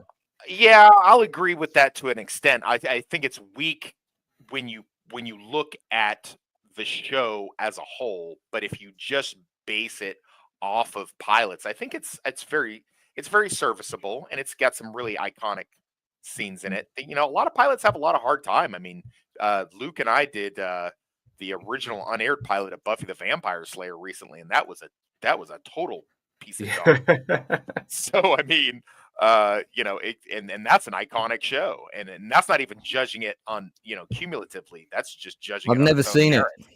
It's on YouTube and it's free. Also, we did we did do an episode. It's on my channel. I am not kind to it. I was very harsh to it.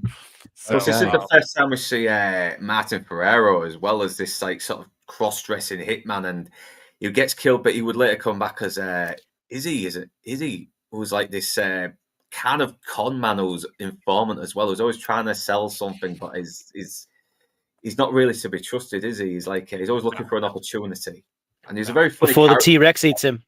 Yeah, honestly, I always liked his character a bit better than Nuggy. He seemed a little less over the top. Nuggy always seemed a bit too cartoonish, especially for a show that's so dark and gritty. Discount John Cazale. Yeah, in a way. Did you see him in the episode of LA Law where he was being prosecuted for being a superhero vigilante? Yes. And suddenly he pulls his shirt open. He's got his costume. He presses a button and he inflates a dinosaur tail out the back of his trousers. It's kind of nuts. Nice.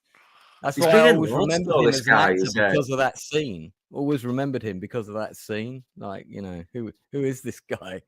What a He's one of those actors that just pops up in a lot as well. He's even in Heat as well. He's the guy that sells the timber to Val Kilmer at the beginning. He gets great around character. a lot. I mean, he's a great character actor. I could quite happily watch a movie where he's the lead and see him do something really interesting. Did you say sell the timber? Is that what you used to say?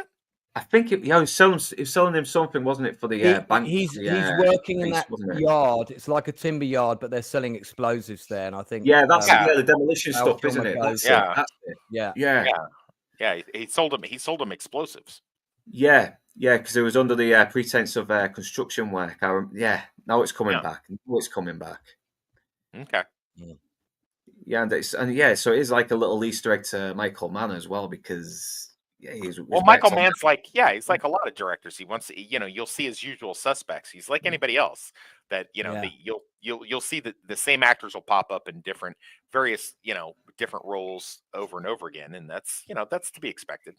Yeah, no, it's his little small role in Get Shorty as well. He's kind of like the gangster who's just trying to play it safe and get on with his day when you got Chili Palmer fucking punching Dennis Farina in the fucking nose and causing him more trouble. You don't even need a jacket. It's perfectly fine out. It's 80 degrees today. Yeah, it's very funny in Planes, Trains and Automobiles, as well as when he's handing him the fucking to your fucking watch for a room and it's just not enough. No. And it's still going. He's still alive. Fucking hell. Yeah, he's another one actually. I might try and get on for an interview. Yeah, 1947. So he's in his mid to late 60s then. So, I thought he was older. To be honest. RT, in case since you're new to this, you're the newbie. When we discuss a certain actor, be wary of saying any kind of negative connotation, because they may or may not be somebody that Lance will interview at some point. Now there's a small loophole to that. If you have big luscious boobs, like Vex Electronica, you can get away with saying whatever you want about whoever you Well, want. that's me out then. Yeah. Sorry. I don't let Vex get away with anything. You did? Okay. To be honest, though, any comparison with John Cazale is a compliment. Facts. Yeah, facts. Like John Cazale, he was a brilliant actor whose life was cut short. Yeah, So that guy's great, Mike Serrano. But yeah, John Cazale was he was an actor of such power and potential, but cut tragically short. Yeah. Would love to have seen him in Heat. Yeah. Yeah. Gosh. God, I would love to have seen him in anything after his, after the years after he died. It's because he only had like a few films though, but man, he really did leave a legacy in that short amount of time he was alive, and it's very sad. Yeah. You broke my heart, Fredo. You broke my heart. Yeah, fucking Sunny and Dog Day Afternoon. I got to do something on that one day. That is a good film. That is a fucking brilliant film. And do the Godfather trilogy would be good for sure. Yeah, so I think Toxic, you've already mentioned. Was it your last one? Is it? Well, I said I co-signed on with you for my number 2, so just go ahead and skip it. But if you want me to give you my number 1, give me number 1, and then we can go down to RT and then Lance, and then. Yeah, I'm all out. So go ahead, Wes. I'm all out. So I was hesitant to do this tonight because I didn't have a chance to talk to Luke before the stream. But since you already said that a 2-parter would be okay, Golden Triangle Part 1 and Part 2 is one. Yeah, it's the same storyline. So yeah, 2-part does count as okay. Joan Chen. Yeah, well, yeah, that's true. Facts, Joan Chen. And yeah, this is we get to find out more about Castillo. I guess it's no shocker, Castillo is my favorite character on the TV show Miami Vice. Edward James Olmos is one of my favorite actors, and I feel like because you look so much alike. Yes, we do, and we're twins almost. But I see it now. I see it. All the backstory of I don't always need or require a backstory. I don't need to know the childhood exploits of a teenage Anton Chigurh, but every now and then when it's done with when you have a protagonist and you have somebody like who Castillo's character was already pretty mysterious, and then the CIA backstory comes up. He's worked for different agencies on loan to the DEA from the CIA, and he worked in Southeast Asia, and we get to see some cool martial arts stuff with him in this episode, and it's just man, it's really good. And there's other episodes that follow after this that do similar stuff, but they're not in season 1, so I'll not mention them now. But this is where we get it's a Castillo heavy Part 1 and Part 2, and it's definitely something that I like. I've used a lot of the storyline with him and a lot of the things in which they slowly unravel with him. I use that same technique in a lot of my writing. And I find it to be very effective to just give these little morsels of information out, a bit at a time, and they did a good job of show not tell with this one. So yeah, and I think I'd be hard pressed for season 1 to find a better episode, and I'm glad Luke kind of loosened the reins a little bit and allowed us to talk about 2-parters and whatnot. But if you and I'm sorry, I've got to sign in my officers here pretty soon because we're going to be wrapping up. So if I may, I'm going to go ahead and have to jump off here. I just wanted to get my understandable, number 1. Man. Yeah. And thanks for joining us as well, especially getting this out of the way as well just in time. Thanks for joining us. I really am. And Slapdash is now on Amazon. Do buy it. I've done a bit of proofreading on the book. It's very. You did good. a lot of. Listen, I am not screwing around with that girl that proofread for me before. You have the job next time. I'll happily give you the $600 instead of her because she completely dropped the ball on it. So you did so much more work as a friend, and I really appreciate everything that you did. And so when the next one is ready, which it will be here in about a month or so. I'll definitely go to you to get you to proofread it for me and happily pay you that money. So yeah, send me as soon as you can, man. I look forward to reading it as well. Plus, I do want to see what happens to Spoilers! My copy's in the mail. No spoilers, please. All right. Fair enough. Well, thank you for buying a copy, RT. And Lance, as soon as your book is available, I'll be getting a copy and I'll be doing a review on it if that's okay, and showing some pictures and of me holding the book and put it on my show. And I look forward to reading that because it sounds super great. And thank you guys for having me on and talking about this great show and my book and everything else. You guys have a good one. Take it easy. Be safe. Yeah, take care, man. Take care, mate. Wait. Is Toxic going? 12 hour. Yeah, he's got his job to do. I haven't been. Oh, okay. Sorry. Bye. Oh, okay. Sorry. Is it a good job that takes a hard man, or a hard man that do a good job? It's one of those jobs. It involves being hard or good or both or something like that. I think I know what beckons his leave. So yeah, there's a nice bit of trivia on this Golden Triangle as well, because the episode, I think part 1, is where the DVD got an 18 certificate because of a scene where Castillo claps a guys in the ears, and just for that, not the fucking drugs, the prostitutes, the violence. Oh, that's to do with the happy slapping thing that was going on at that time. Do you remember with the Tango advert and stuff that got banned? Yeah, well, that was in the Nazis, though. I mean, some big orange guy comes over, slaps someone. The first time that happened was when I was still at school, man. That happened when I was still at school, so that was in the 80s. There may have been a recurrence of it or something, but yeah, there was a couple of things that got banned because of this happy slapping craze that was happening around 84, 85, something like that. Anyway. Yeah, I think it was a term used for Asbos in the 2000s as well. I remember it still being used when I was in fucking school. So I think I've already gone through all my episodes now. Has everyone's still got one more left? I've got my number 2 choice because my number 1 was Smugglers. Well, hang on a moment. Before you move on from Golden Triangle, I think we need to acknowledge some of the guest stars in that two-parter. So Joan Chen being one of them, who was massive at this time. I think she'd just done Year of the Dragon with Mickey Rourke.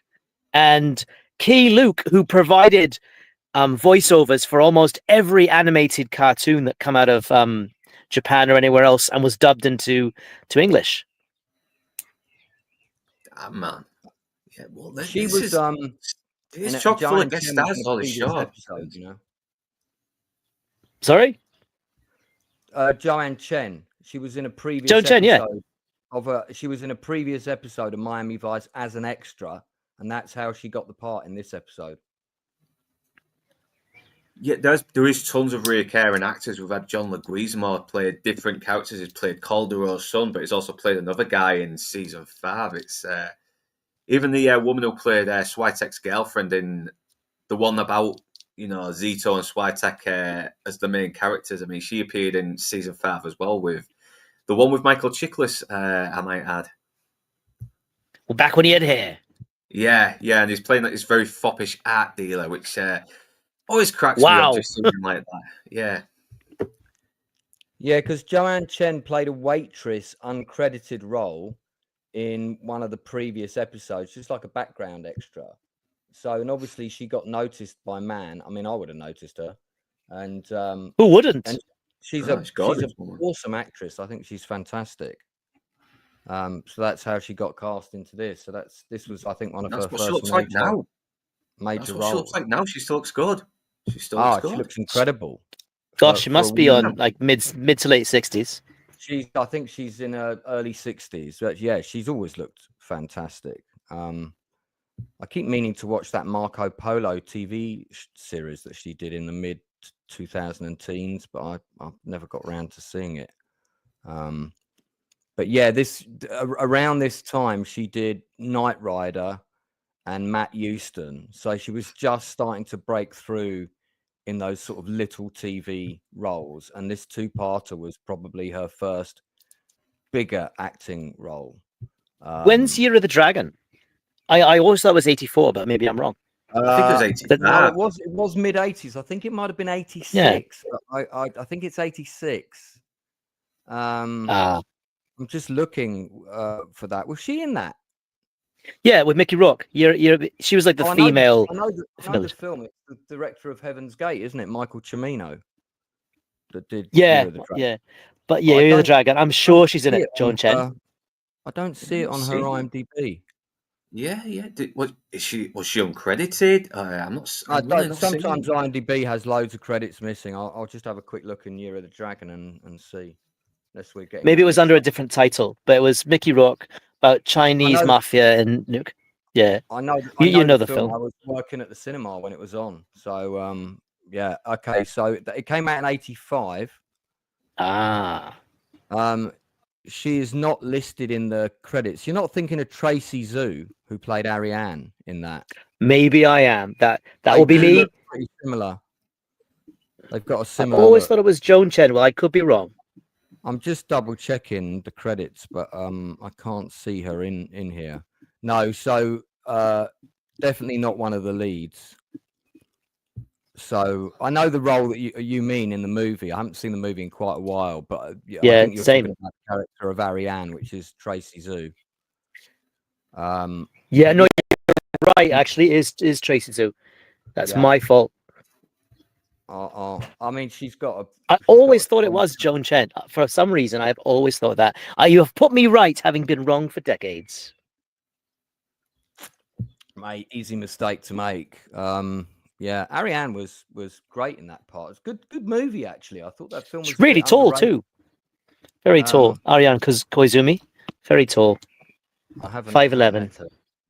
I'm about to watch it again. I saw it on TV once, but it's been a while. And yeah, this was back when Mickey Rourke was like this big fucking star in the 80s. I mean, you could. Oh yeah, he was massive. Time, yeah.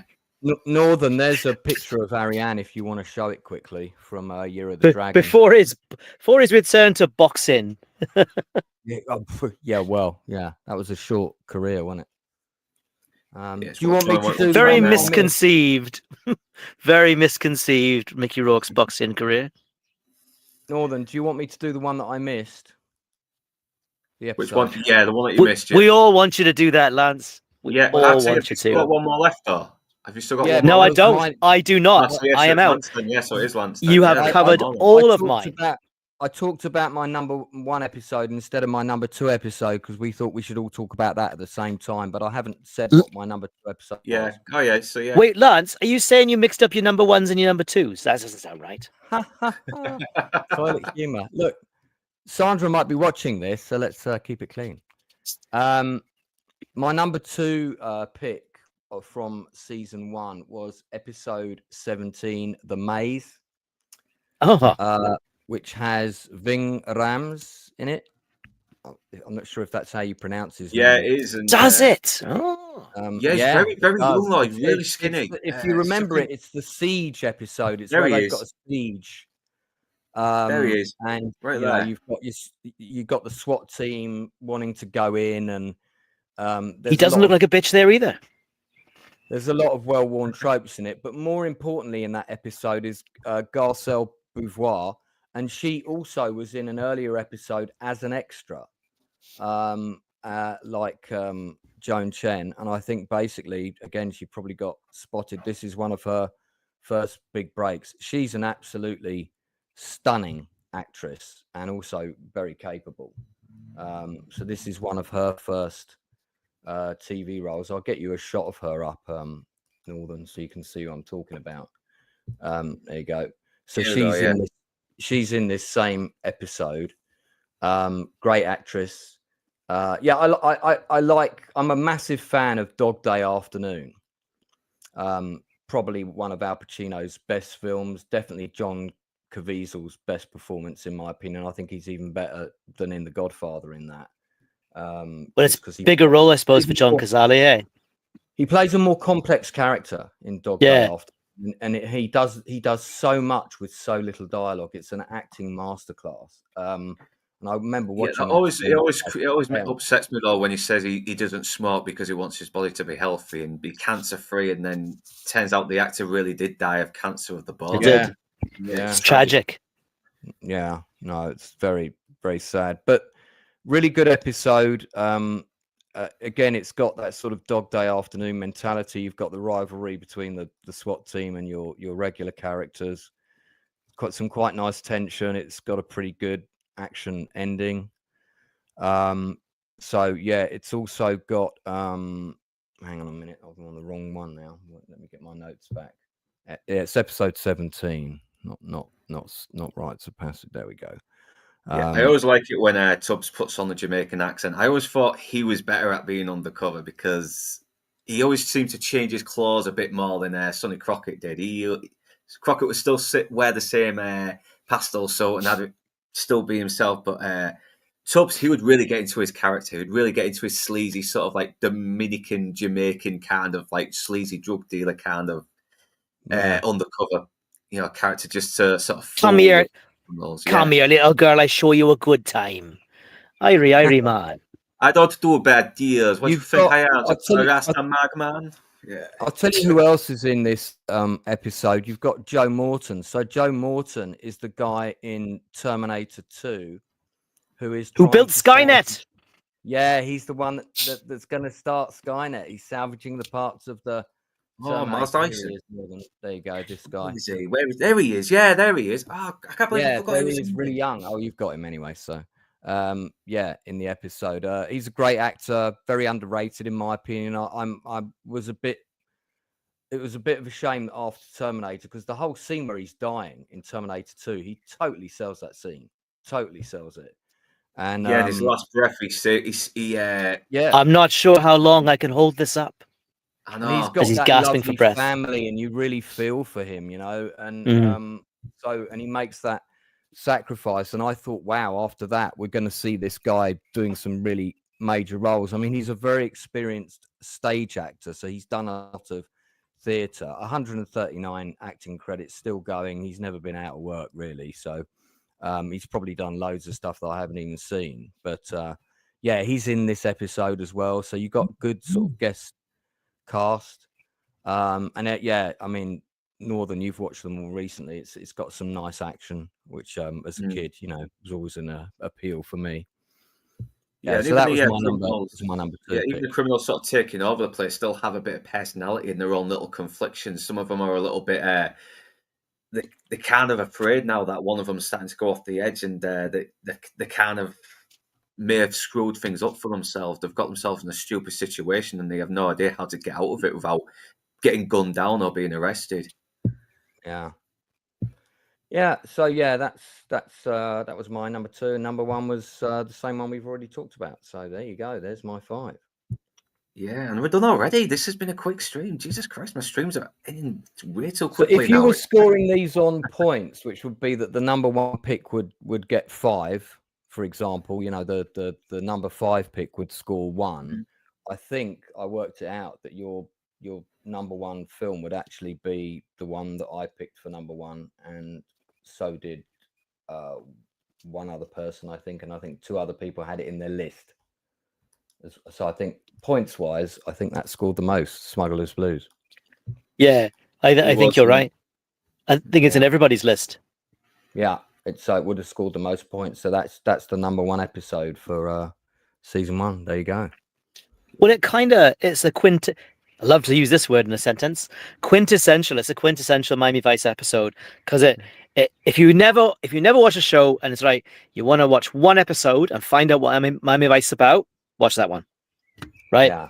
It explains everything. You walk away, now I understand. Right? That's my take on Smuggler's Blues. Oh, that's good. Ready a parachute? Why? Because we're about to leave the ground. God, there's some great quotes. There is. There's some great quotes.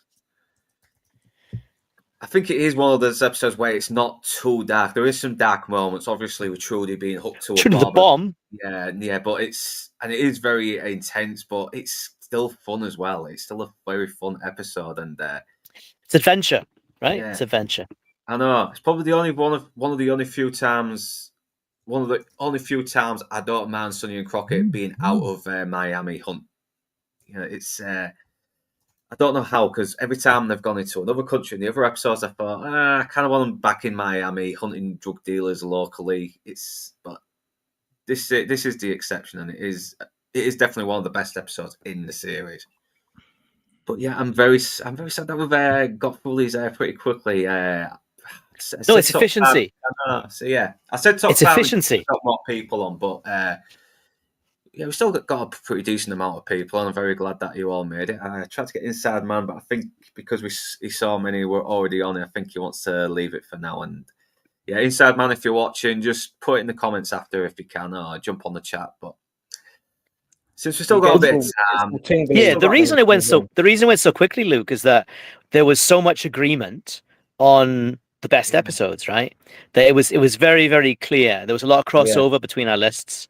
I mean, I don't know if any of you, I don't think the rest of you had Evan on your list, but other than that, I think I probably would have had that on my list if I'd rewatched everything again. Probably if I did a top 10, you said a top 5, it would be on there.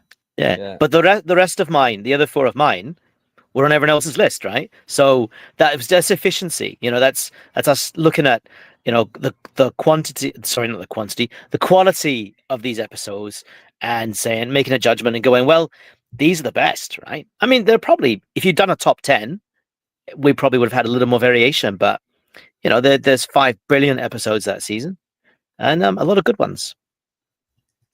Can I ask a question quickly? Just we're talking about cop shows and pilots and whatnot. And there's a show that has sort of vanished from the sort of public consciousness on YouTube anyway. I don't hear much about it anymore, but it started in 2010. It was a reboot of an old show from the 60s, Hawaii Five-0, right? Oh yeah. To me, the pilot of that show was Scott Kahn and lost his name now, the Australian guy. Yeah, the Australian guy. God, what was his name? But and Grace Park and Daniel Day Kim. My wife and I used to watch that show religiously until season 7 when Grace Park and Daniel Day Kim left over a pay dispute, which is a bit sad. But we love that show. Saw the pilot on an airplane actually on the way back from Las Vegas in 2010, and gosh, we were hooked. You know, and I know that it did a lot for the tourism in Hawaii at the time. And I'm always wondering if other people had the same reaction to the show, because that was a show that had just tremendous action scenes, but really likable characters as well. A bit preposterous at times, but it was a really enjoyable action crime drama. Talking about the reboot. I am talking about. I mean, I like the original too, but I'm talking about the reboot. Yeah, the 2010 reboot. The original was. I never watched it. I have watched the original a couple of times. Yeah. Well, if you haven't watched the reboot, watch the pilot. If you like the pilot, you will like the show. Because the pilot. I've watched the first 2 seasons of the reboot. I've seen it. Why'd you stop? Out of interest. Oh, just time. You know, there's so much stuff out there. Fair enough. Fair play. You've got to pick, and I just I saw the first 2 seasons, and then I think me and my then missus just decided to watch something else. You know. Yeah, it's time.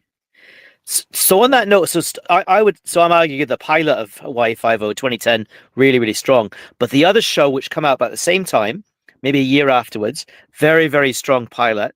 Only lasted 5 seasons, but had started really strong, was Person of Interest. Did that make it to the UK? Person of Interest? Yeah. My wife I saw that. Lots of times. I have not had a chance to actually sit down and properly watch it. Is it the one with Jim Caviezel?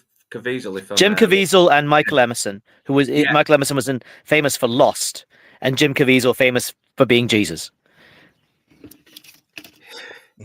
Yeah, my wife used to watch it religiously, but I didn't get a chance because I was still working a bit more back then. So yeah, if you could stop after season 3, it sort of peaks in season 3. But Person of Interest, a pilot, I would rewatch the pilot from time. I mean, just the pilot, because it was such a strong concept, so well executed, and just the pilot hits the ground running so well. You're like, oh, I know what the show is about. I know where it's going. You know, I know what's going to happen. I like the characters. So those to me are some of the strongest pilots. and it's not really a cop show, I suppose, because I don't like police procedurals that much. I struggle with them, but yeah. So just in terms of strong pilots, like this show had a strong pilot. We've talked about that, but those are some more contemporary examples. And I would struggle to think of another show that had a pilot as strong. The streaming changes things. The Brother's Son maybe was the last really strong pilot I saw. Yeah, watched that earlier this year. That was a pretty decent show. And, and Netflix did not renew it. What a shame. That was a great show, so Brother's Son. I mean, we had Michelle Yeoh on there as well. I mean, she's like one of the most likable Asian actresses out there. Why? Why not? Yeah, it's brilliant. There's an actor for you to get. Well, Lance, if you can't get Scott Adkins on, see if you can get Andrew Koji to be on your channel. I can try. Oh, I'll be up for I'll be up for that. See what happens. Well, British actors, right? British actors, so. Yeah, I mean, the British actors are harder to get than the Americans, funnily enough. And I can tell you why that is. We're very snobby this way. Yeah, that is it. One of them actually that I asked recently, you know, they're not particularly. I've known them for a very long time. They're not like big leagues or anything like that. And I've gone and supported their work. I've plugged them when they've been in a show and stuff like this. And I said, oh, you know, my podcast, blah, blah, blah, you know about it. Love you to come on. Be great. I don't think I'd have anything interesting to say. I said, of course you do. You've been an actor full time since I've ever met you, like 1997. And they used to have a significant role in a daytime television show. I don't want to say what it was. And no, fair play. And they just said, no, I'm going to have to decline. And do you know what? I thought, you know what? Where the mutual support thing is concerned, you and me are finished. And I took them off my phone. Well, that's a bit sad. Well, I just thought actually, because they came to see my last play, and every time they go to the theatre, they always did a post about it, recommended the play to people and stuff. When they came to see my last show, they said nothing. And I don't know if that's because they thought it was crap or whatever, but I thought, you know, you still could have posted about the topic or something. And I just thought, this person is not supporting me in any way whatsoever. Why am I still friends with this person? Why am I supporting them? So I just thought people are strange, though. You never know what's going. I like to support people. That's what I do. But yeah, it's a symbiotic thing. And if you think someone's taking but never giving it back to you, you've got limited time in the day. You've got to put your hours where you think people deserve it. Yeah. Gosh, it's a bit of a downer. Well, it's just the way it is. To quote a famous producer, if you can't harness your inner "see you next Tuesday," you're not going to survive in this industry. So there you go. So I've learned to do that now. And it's pretty fucking like you said, it's a very harsh business, though, show business. I mean, you told me about your troubles with it as well, with films that you've tried to get off the ground, and I've probably had about 10 or 15 projects that, you know, were going to get the green light, and then for whatever reason, you know, I've just put this image up for PB. Is this the one you're after? Is this the one you're after, PB? Ferrari Testarossa. Yeah. Death of the Lady, fourth season. We've got a way to go. Season 4. That was a dark episode, that, with a snuff video. Kelly Lynch.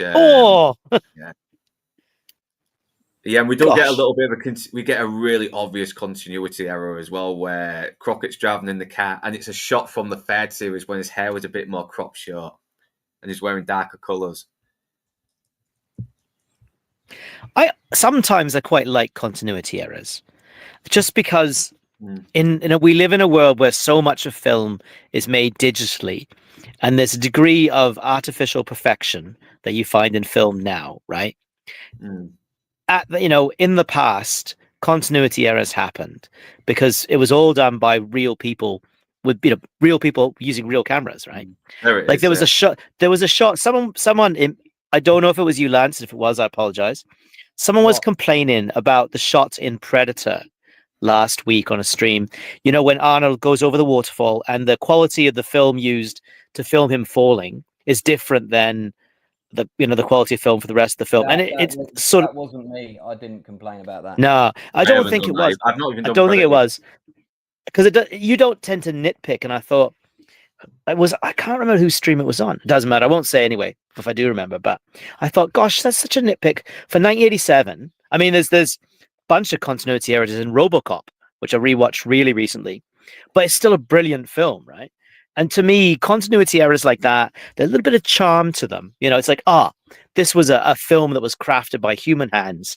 People made this, not machines. And I worry that in the age of AI created film and media, that will be lost, and maybe one day someone will write an algorithm or a program to put in continuity errors to make AI generated content seem more human. Yeah, we're kind of seeing that as well with 4K. They're just sort of like putting this like AI filter over it to make it look more newer and crisper, but it just makes them look more like these lifeless puppets. Is that Giancarlo Esposito? Yeah, he was very young there. He's very young. Gosh, he's played twice. Yeah, he's played 2 characters. He's in the intro as well, where he's selling cocaine to Gina and Jody. For a change of pace, he's playing a Latino drug dealer. What a surprise! Yeah. Yeah, he's not stoic in this one. He's a little bit more like, hey, I got the stuff you need. I'm flash, I'm fly, wow. He's much more energetic compared to his much more quiet self in the later years. But he's been lost. He was in like trading places as well as one of the he's one of the jail. He's one of Eddie Murphy's jailmates at the beginning. It's kind of crazy as well after watching him in Breaking Bad, then noticing him for the first time in Trading Places so bloody young. But it's kind of the case with this as well. You're seeing all these actors as well really young. You see Ben Stiller in there as well, and he's almost unrecognizable. There's my favorite Giancarlo Esposito drug dealer episode or film has to be a film called Fresh from the 1990s about a kid who's lives in the projects in New York, goes to a very poor school, all his mates become drug dealers. He becomes a drug runner for various syndicates, but he's also a chess prodigy. And he plays these games with this homeless guy played by Sam Jackson, who may or may not have been his father. And he's trying to get his sister out from the influence of a heroin dealer who's played by Giancarlo Esposito. So he plays all the other characters in the film. He sets up as if they were chess pieces and pits them against each other. It's a brilliant film. Stuart Copeland of The Police did the score, sorry. It's really worth your while watching if ever you get a chance. Yeah, what's it called? Fresh? Fresh, yeah. Worth your time. It's not long. It's only about an hour and a half long, but it's worth your time. I'll check it out. I mean, yeah, this has pretty much launched the careers of a lot of actors. I mean, we had a very young John Turturro, and I think he already had something, a Martin Scorsese movie on his resume already, The Colour of Money, because I know he was in that, and he was very young in that. Oh no, sorry, I was thinking of a different color. I was thinking of The Color Purple for some strange reason. Color of Money, Color of Money, very different thing. Yeah, that's a good movie. That's a good movie. Color of Money, what a great film. Yeah, The Hustler. Yeah, it's a very good sequel to a very good classic as well with Paul Newman presence. Paul Newman. Gosh, they don't make him like that anymore. Oh, Pam Grier as well. There. Oh, look at that. Does that hold the record as being the biggest gap between a film that got a sequel in terms of years? I think it must be. How long would it be? You think Top Gun Maverick would have that sequel? The record, 35 years. Then we had 23. Yeah, maybe. We also had Psycho 2 as well, which was like over 20, maybe 25 years after the first one. Yeah. Yeah, it's a funny thing, isn't it? That it must be so hit and miss to make when you have one film that strikes a cultural touchstone, to release a sequel at the right time so you don't miss that touchstone, so that's not lost, but also you don't you don't sort of overdo what you've done before. You don't create sort of a stale copy. Lucas did it brilliantly with the original Star Wars trilogy, 3 years apart. You know, it did an amazing job of both building hype, but also, you know, giving those movies time to breathe. Yeah, but because it also had a lot of layers as well. It wasn't just showing the good side and the dark side was like black and white. There was a grey as well, and that Luke Skywalker could have the potential to go to the dark side, and that and we later found out that maybe Darth Vader was a good guy in the past. It really fucking changed your outlook on the concepts of good and bad, because and that's what a good sequel should do sometimes. Just really challenge your viewpoints a little bit, but do it in a very smart way, preaching. You will find that very many of the truths we cling to depend very much on our point of view. Yeah, I love how he uses that as a low call for saying, "Yeah, bullshit as usually does." Yeah. God, have you seen that? Yeah, have you seen that clip where he talks about Ahsoka and she was like the biggest, the best jailbait they ever had, and him and Anakin used to double team her? It's got to be one of the funniest fucking clips ever. If I can get it. What happened there? So sorry, the stream took a very strange turn there. I don't think I'm watching the same Star Wars films as you, Luke. I think you're downloading them from somewhere else. Wait, let me get it up. Ben Kenobi on Ahsoka. Let's have a look. It's a very... I'm not so sure you should put that on your channel. I think you might find you get demonetized very quickly. Especially the word you use that starts with J. Goodness gracious. Yeah, no wonder Miami Vice couldn't be shown in Wales. Yeah, we're just too conservative, we are. Yeah, us poor country folk. They've basically just manipulated the audio, but let's see if we can get it on. Let's get the share screen on. I'm almost afraid of this. Goodness gracious. Oh, it's fucking hilarious. Let's see if we can get it off. Did they ever tell you about Ahsoka? Can you hear it? Did I ever tell you about Ahsoka Tano? She was your father's exotic teenage alien apprentice. Fine. What's this? More civilized age. She had the tightest body and the perkiest little breasts in the galaxy. Barely legal in those systems. Anakin and I used to double team her at the end of every successful campaign during the Clone Wars. And once in a while, we'd even have the entire 501st run a train over her. Part of official Jedi training, of course. In time, she'd learn how to handle a meat saber better than anyone in the Jedi Temple. She wore a miniskirt every day. This is a bit naughty. No panties. Oh, goodness gracious. You're not going to get this stream monetized. You'd get a glimpse of her orange pussy mid-fight as she'd do a flip while slicing a B2 super battle droid in half. Who is this doing this voice? Yeah. I don't know, but he's genius, though. We taught her how to grip her weapon. Put him in the new Star Wars movies. Fucking hell. She constantly got captured by pirates and slavers almost every other day. It was ridiculous. Like a constant porno, Luke. You have no idea. And she was a good friend. I don't like what you're doing to my childhood memories. Please stop. Let's pause this anyway. It's yeah. The look on Skywalker's face when he's saying it as well just makes it funnier. It does.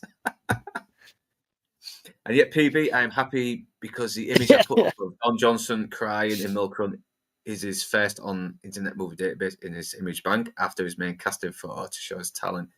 Yeah, because often people focused on his looks. I wanted people to see more of his emotional intensity. And yeah, because I think he was already in, like, I think Toxic mentioned this, he was already in like 4 failed pilots and he almost didn't get the role. But he had done some like independent movies as well. I think he did like Electric Cowboys as well. And the very Boy and His Dog. A Boy and His Dog. A Boy and His Dog.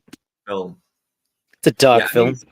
Yeah, and he is not a good guy in that movie. He is an absolute arsehole. He's out to rape women, and he has no emotional concept of how bad that is either, because of how shit the environment has become, how bad the world has ended. Like everything's just gone out the window, but he's still kind of with him a little bit. Goodness gracious. Stream took a very dark turn. And what's bizarre is it took a very toxic turn after Wes left, because that's really surprising. He rubs off on you, doesn't he? But Sandra Son, I think I might have put Sandra Santiago off. I do apologise. We love you. We love you, Sandra. Last time he rubbed off on me, it took me ages to clean. Yeah, we feel so dirty, don't we? Feel so dirty. But yeah, back to Miami Vice, and yeah, we've already done the episode, so I think we're in fair enough time to talk about like maybe some other favourite moments. It doesn't have to be from our favourite episodes, but it can be from any and favourite guest stars. Let me jump in. Let me jump in. Yeah. Is it season 2 or 3 where Zito is murdered? Season 3. It's the boxing episode, right? Yeah, where he goes undercover as a boxing trainer because he's boxed in the past. But there's a boxing trainer. He's training this young guy, and he's murdered by the guys who they're running the boxing gym behind the scenes as a front for gambling and drugs and whatnot. But how Zito is murdered is that he's given an overdose. Like, so they find him with a needle in his arm, but he dies off screen. And Switek finds his body sitting in a chair with a needle in his arm, and loses the plot. So that's a really powerful moment, and it's one of the few deaths done off screen that actually really works and hits really hard. I remember that. I saw that as a kid, as a teenager, and thinking, "Whoa, that's awful. That's really." Do we know the truth behind that? Normally, when they kill an actor off screen, it's because they had to leave the show for whatever reason. Yeah, I think he wants to expand into more theatre work at the time. Right. Well, the other one that on it for 3 seasons, then it's fair enough, isn't it?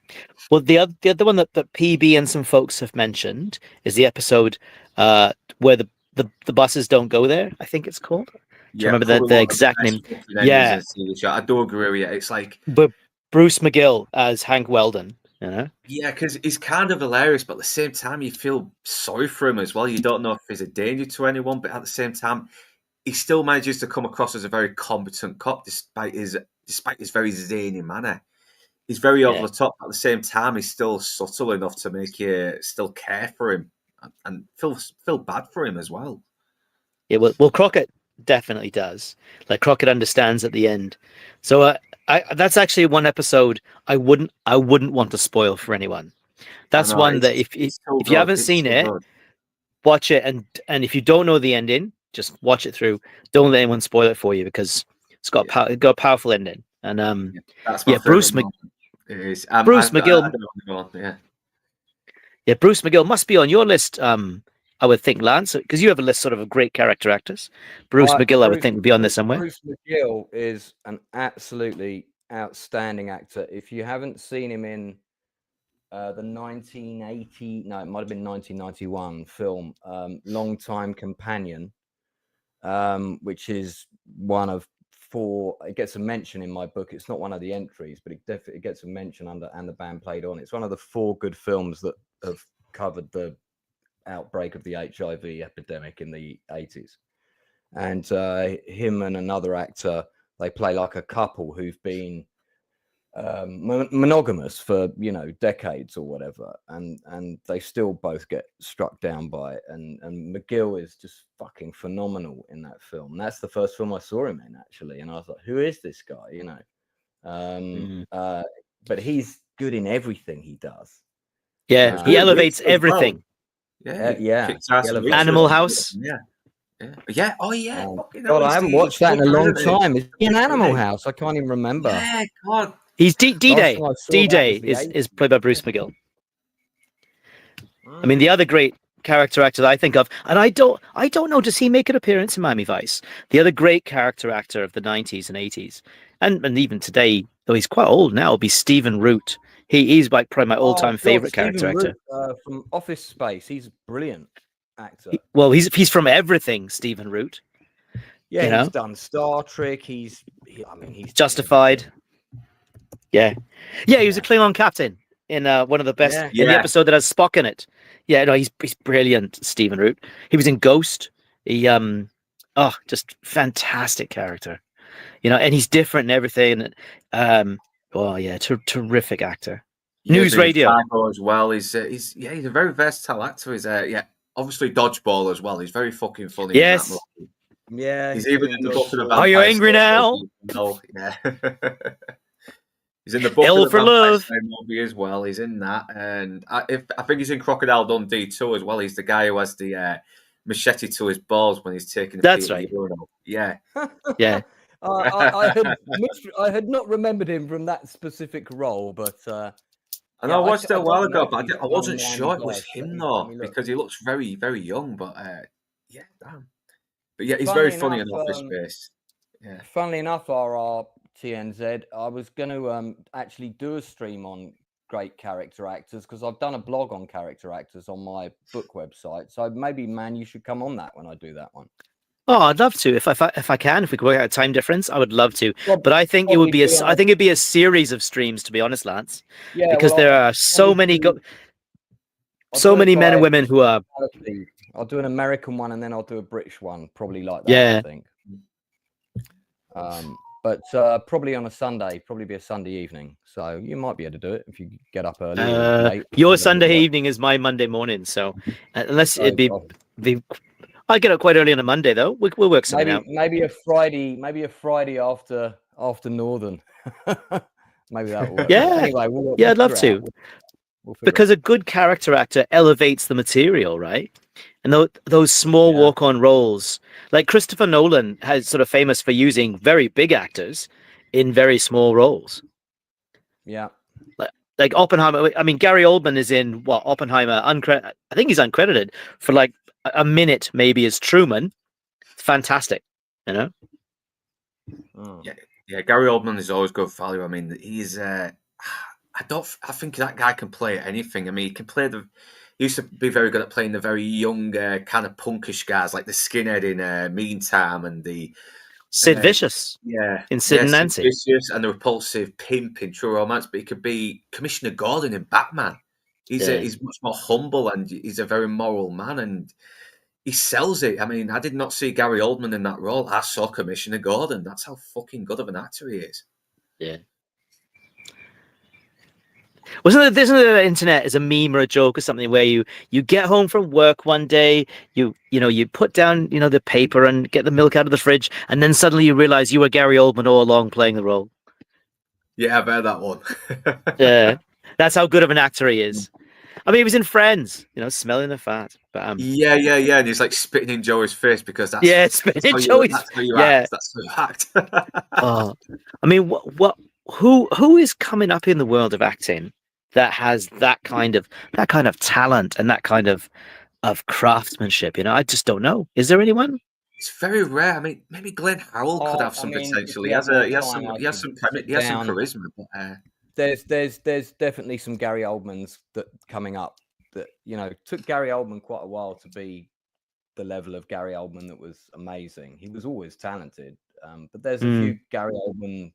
Yeah, there's a few Gary Oldman potentials coming up. I would have said Tom Hardy once.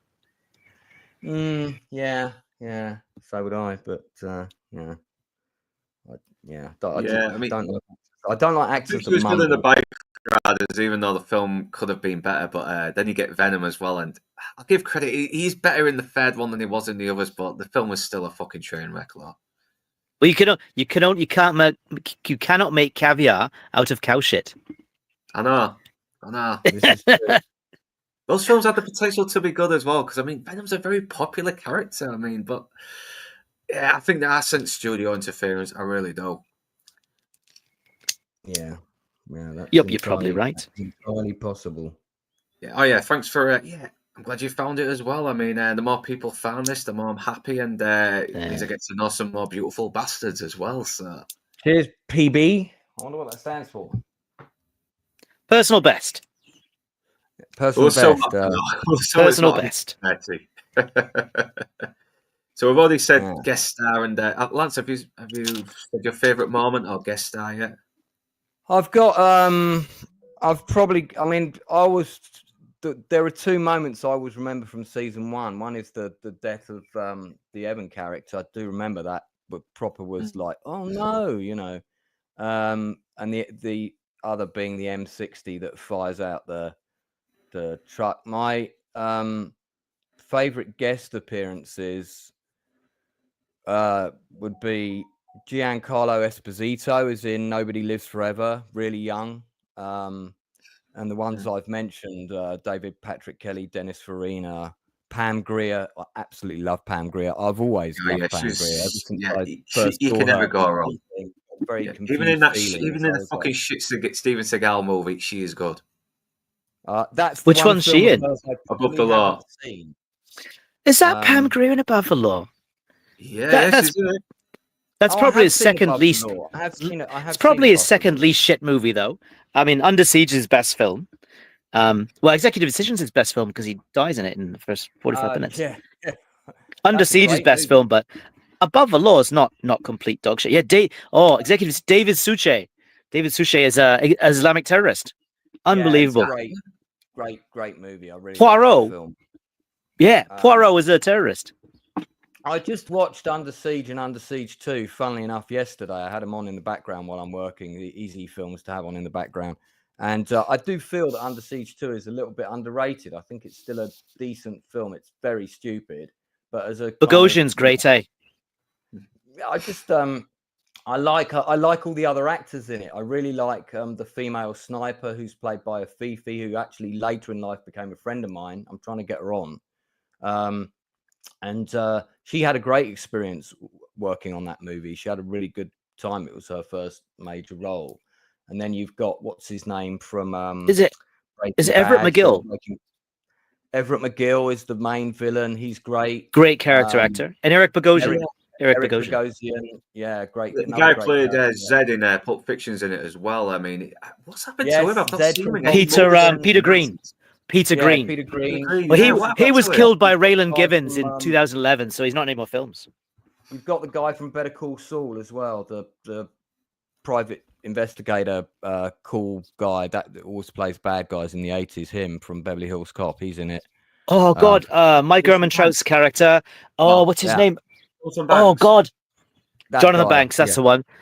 Yeah, Jonathan Banks. Jonathan Banks is such a fucking phenomenal actor. I always knew he was good. He always got really small roles in the 80s and early 90s. I'm so glad somebody said, let's give him a massive part, because he's just a phenomenal actor. Just goes to show what people can do when they're... That show really did give a lot of small actors some big roles. I mean, even the guy who played Manny in Scarface got a pretty decent role as one of the main Salamancas. I've just had fake Kevin Bacon like a comment of mine on Twitter. There's the real Kevin Bacon, and then when I tag the real Kevin Bacon, fake Kevin Bacon is always kind of liking those comments. And it's one of those profiles where it's like, yes, come and private chat with me. Yeah, sure, you've got time, Kevin. Bring your bank details. Yes, and I'll do a private stream with you. Sure. So I wouldn't pay money to do that. Must be making some money out of there, some gullible people, though. That must be. Yeah. What was it? So who did you mention before Jonathan Banks? There was an actor you were talking about. So we're talking about Under Siege. I mentioned Under Siege. Eric Bogosian, Eric McGill. Everett McGill. We mentioned Peter Green. And I mentioned a Fifi who plays the female sniper in Under Siege too. She's really great in that film, actually. Incredible presence. Hardly got any dialogue, but she does a phenomenal part. I've had about 5 friends that have worked with Seagal on different movies. Flight of Fury, my friend Mark is the main other lead in that film, right? And Mark had some stories. There's the one set on the submarine. 3 of my friends worked on that. They had some stories. Fifi she had a great experience of working with Seagal. She's the one who said, yeah, I know, I had a good time. He really looked after me, blah, blah, blah. So I don't know if he maybe parked his ego for a bit for Under Siege too, but I don't know. But he's a strange man.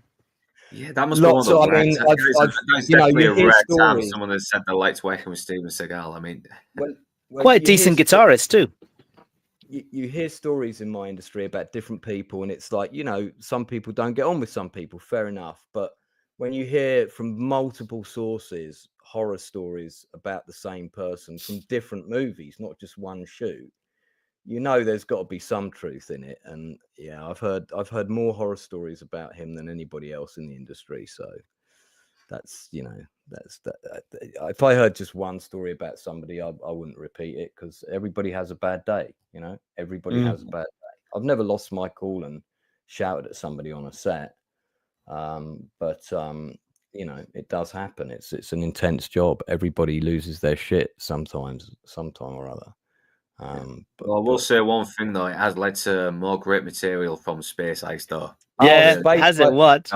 It was me that recommended Space Ice to Drinker. I saw a couple of his streams, and I was like, "Dude, you got to check this guy out." And I was amazed when he came on Open Bar, and he's got like a massive '90s mullet. It's just like Yeah. I know that was the first time. They did a follow-up stream. They did a happy hour together about On Deadly Ground. You know, the one that Michael Caine's in with Stephen Yeah, I Seagal. saw it. Yeah, Seagal's directing debut. Yeah, I saw that. It was very good. Kane must have been doing it for the money though, because come on, that fucking Texan accent he was trying to do, he still sounded cockney. But it's if you hilarious. if you look at the movie, right, when you watch it, Michael Caine and Seagal are hardly in any shots together. There's very few two shots of them both in the same shot. And I mean, to be fair, don't forget Seagal was actually directing this one, so he would have been there every day. But if you watch Seagal movies in general, there's almost no two shots of Seagal where you can see it's him and you can see the other actor. And that's because as soon as he's done his close-ups, he's off. You know, he doesn't hang around. I talk in my new book, I talk about Kurt Russell and Jason Isaacs working together on Soldier. And this is my philosophy on a film set, any set I would be working on, is Isaacs had just come off of Armageddon, and he didn't have the best experience of working on there. He said it was like Battle of the Egos, right? And when he did his scenes, no one else was there. If people weren't in the shot, they were not there. When he was on Soldier, Kurt Russell was there every single day, whether he was in a shot or not. And if like they were doing close-ups of Isaac's dialogue or whatever, Kurt Russell was always there in the shot, feeding him the line. And when he said, "Dude, this is great. How come you're here every day for me? I'm getting paid $75,000 a day, man. Of course I'm going to be here every day. Whatever you need." That is a professional actor right there. So yeah, well, he started very young. About Kurt Russell, I have not heard one single bad thing about Kurt no, Russell. I've heard nothing but good things about Kurt and Goldie.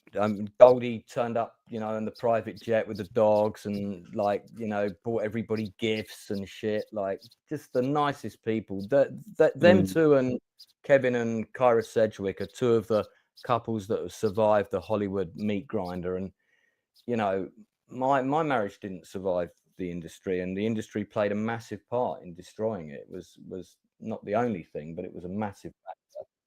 And you know, not many marriages survive that industry. You've got to be, you know, you've really got to love and look out for each other, and I think they have done. So credit to them. I'd love to work with either of those guys. Kurt I'd love to see you interview him one day. I would. I mean, I think I'd love to. If you heard about your channel, he would jump on. He would. He seems that much of a fucking cool guy to do it. Kevin Bacon and Kurt Russell both get big mentions in my book, and you know, so maybe it'll end up in their hands. I heard people, maybe because you know more trivia than anyone that I can think of, lads. I heard a rumor that Kurt Russell was almost the de facto director of Tombstone, because George Cosmatos, because George Cosmatos wasn't really up to the task, didn't really have control of the set, and that Kurt Russell had to really step in and make it work. So the truth behind that's partly true. He basically, the film got massively behind schedule. By the time they were shooting Tombstone, George had a massive drinking problem. And he would, you know, he would often arrive on set late. Sometimes he would be drunk. By the way, he was also one of the most hated directors in the industry. People did not like him. Okay, people did not like to work with him. And I went to see an industry talk and I don't like to speak ill of the dead because he's not around now. But I went to see an industry talk that the second unit director of Leviathan gave. At the first screening of Leviathan in the UK, which for anyone who doesn't know, it's one of the three kind of monsters beneath the sea movies that came out at the same time as The Abyss. You had The Abyss, Leviathan, and Deep Star 6. Deep Star 6, I remember that. Well, one of the leads of Deep Star 6 was interviewed on my channel a couple of weeks ago, Cindy Pickett. I interviewed Cindy Pickett. You want to watch that interview, man? Yeah, I shall. I have not yet. She was at Ferris Bueller's Day Off as well. She was his mum. Ferris Bueller's mum. We talked about that at length, and that movie is in my book, so that's in there. But I'm still reeling from your Pat Mills interview, to be honest. That was great interview. Mike Valentine Pat Mills was the second unit director on Leviathan, and he didn't even get credited as the second unit director. He got credited as underwater unit director, and that was not his agreed credit. And just like he said, he was the worst director he'd ever worked with. His every other word out of his mouth was, "You're ruining my movie," and he just blamed every mistake on everybody else. None of it was his fault, you know. So not a man who commanded respect on his set. So I'm sure that there's a lot of truth in probably, you know, Kurt Russell probably just stepping in and taking the reins and rallying people and saying, let's get on with this bloody thing. We're doing this shot now. Yeah. You know, it would have been like that, I would imagine. So, and he probably did cover for days when he wasn't there. I don't know, you know, unless you were on the set, you don't know, do you? Yeah. So fair play. Because this is all rumor. But I have heard that from multiple sources, you know, and there are some directors that, like, actors love them. They want to work with them, you know, and you see these are the directors that command those kind of casts. And, you know, Michael Mann is a director that, to steer this back on topic, because we went down a right rabbit hole there. Michael Mann is a director that actors love, and if you look at the caliber of all the actors that have been on Miami Vice, and yes, we can look back and say it you know, it is a show that's a big slice of 80s cheese in a way, but it also was a groundbreaking show that took a lot of risks that other shows hadn't done up until that point. They were killing off characters, they were killing off good guys left and right in this show, and the moral dichotomy of the last season as well is quite hard hitting. So this is what Toxic said earlier about giving other shows the chance to run with stuff. This definitely did break a lot of ground. I think that's what's really good about it. You know, led the way for other stuff, and it also stylized. It totally changed the look of police procedural television. Up until this, Starsky and Hutch and Y50 had cool shots and stuff, sure, but this really embraced that music 80s MTV era, like Toxic mentioned before, and it took it further. It made it a stylized art form of its own. And then if you look at the opening credits of a show like NYPD Blue, right, and compare them to the opening credits of Miami Vice, you can see it's all there. They've taken it, and now they've taken it further, and they've made it grittier, but it's exactly the same look and technique. And that's what's great about this show, to take you to the wrap up, Northern. Groundbreaking, leading the way, cutting edge for its day. It has aged. That's its downside, because it is very 80s. It's very entrenched in that decade, but that's fine. That's okay. It's kind of nice because it's also a slice of history, you know. And it obviously knew the 80s was this big thing happening, so it took any advantage it could. I mean, okay, we're now in the 80s. Let's try and market anything that could be part of this time capsule in a way. This time period, really. No, time capsule is the right way to say it. Actually, I think you're right. The first time there. Miami Vice. It is a time capsule of styles, of music, of attitudes, of social issues, right? That America dealt with in that time. I think you actually hit the nail on the head the first time there, mate. Well said. Yeah, and I don't think there's much we can say about it.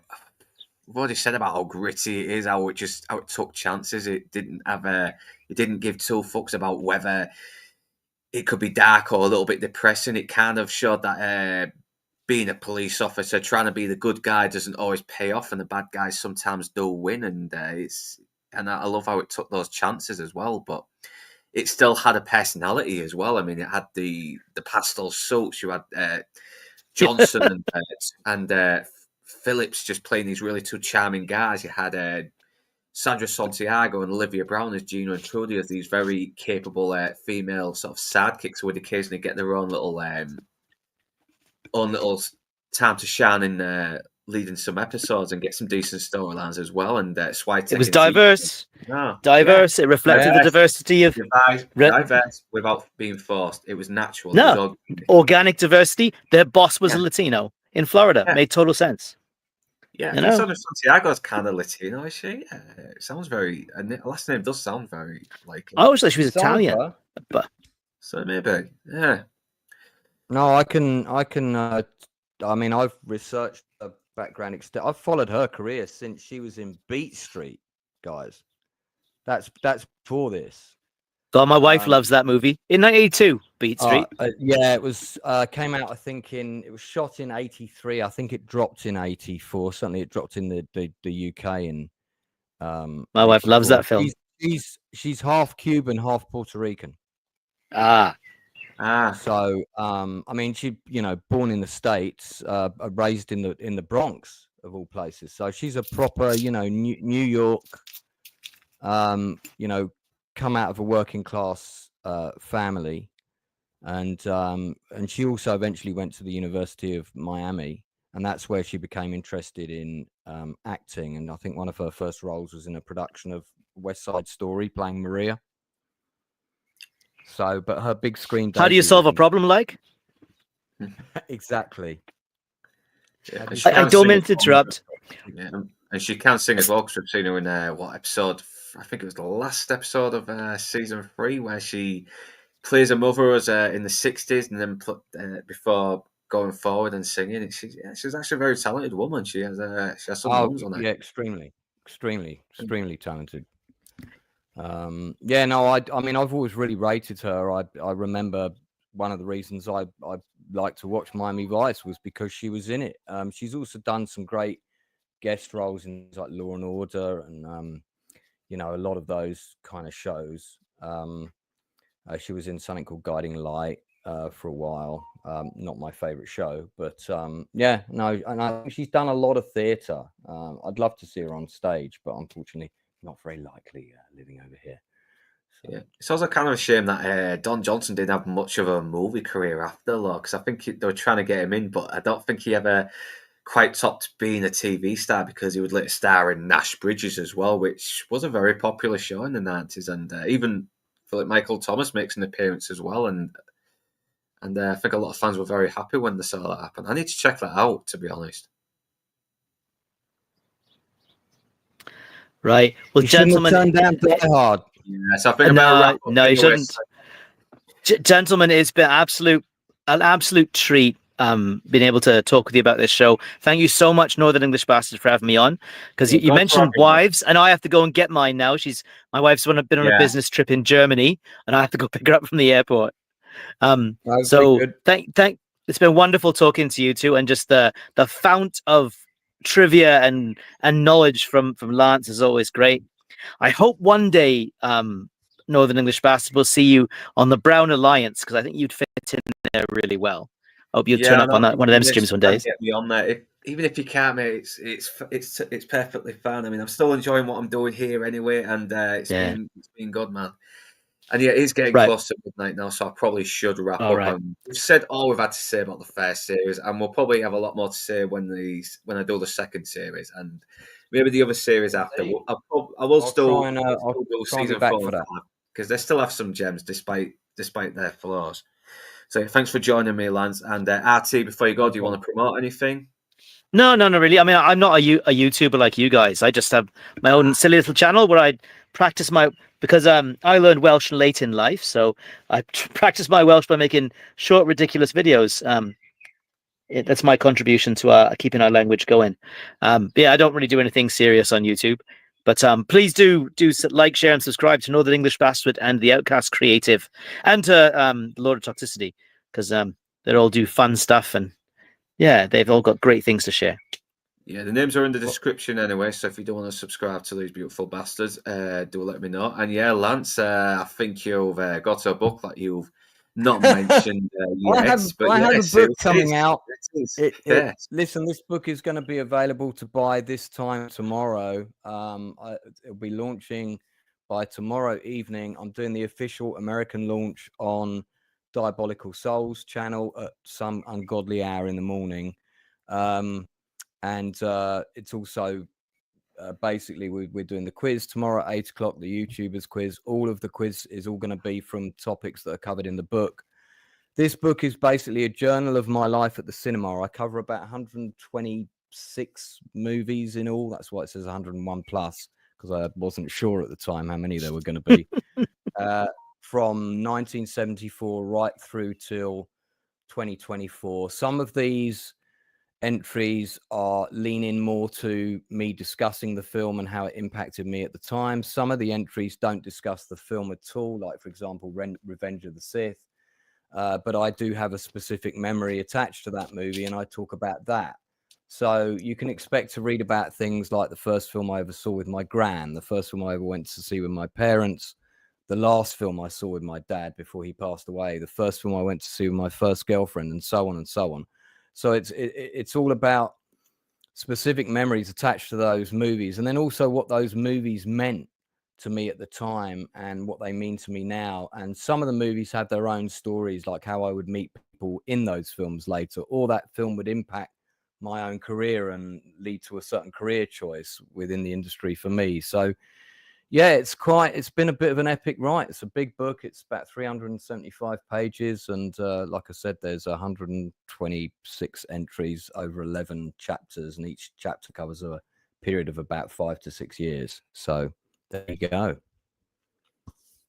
Yeah, sort of bit salesman. And once I get paid, I might try and all see if I over can my buy social. Available from Amazon in 48 hours. It will be on Amazon. 48 hours. So yeah. There you go. Yeah, so do check it out. Thanks, man. Check it out.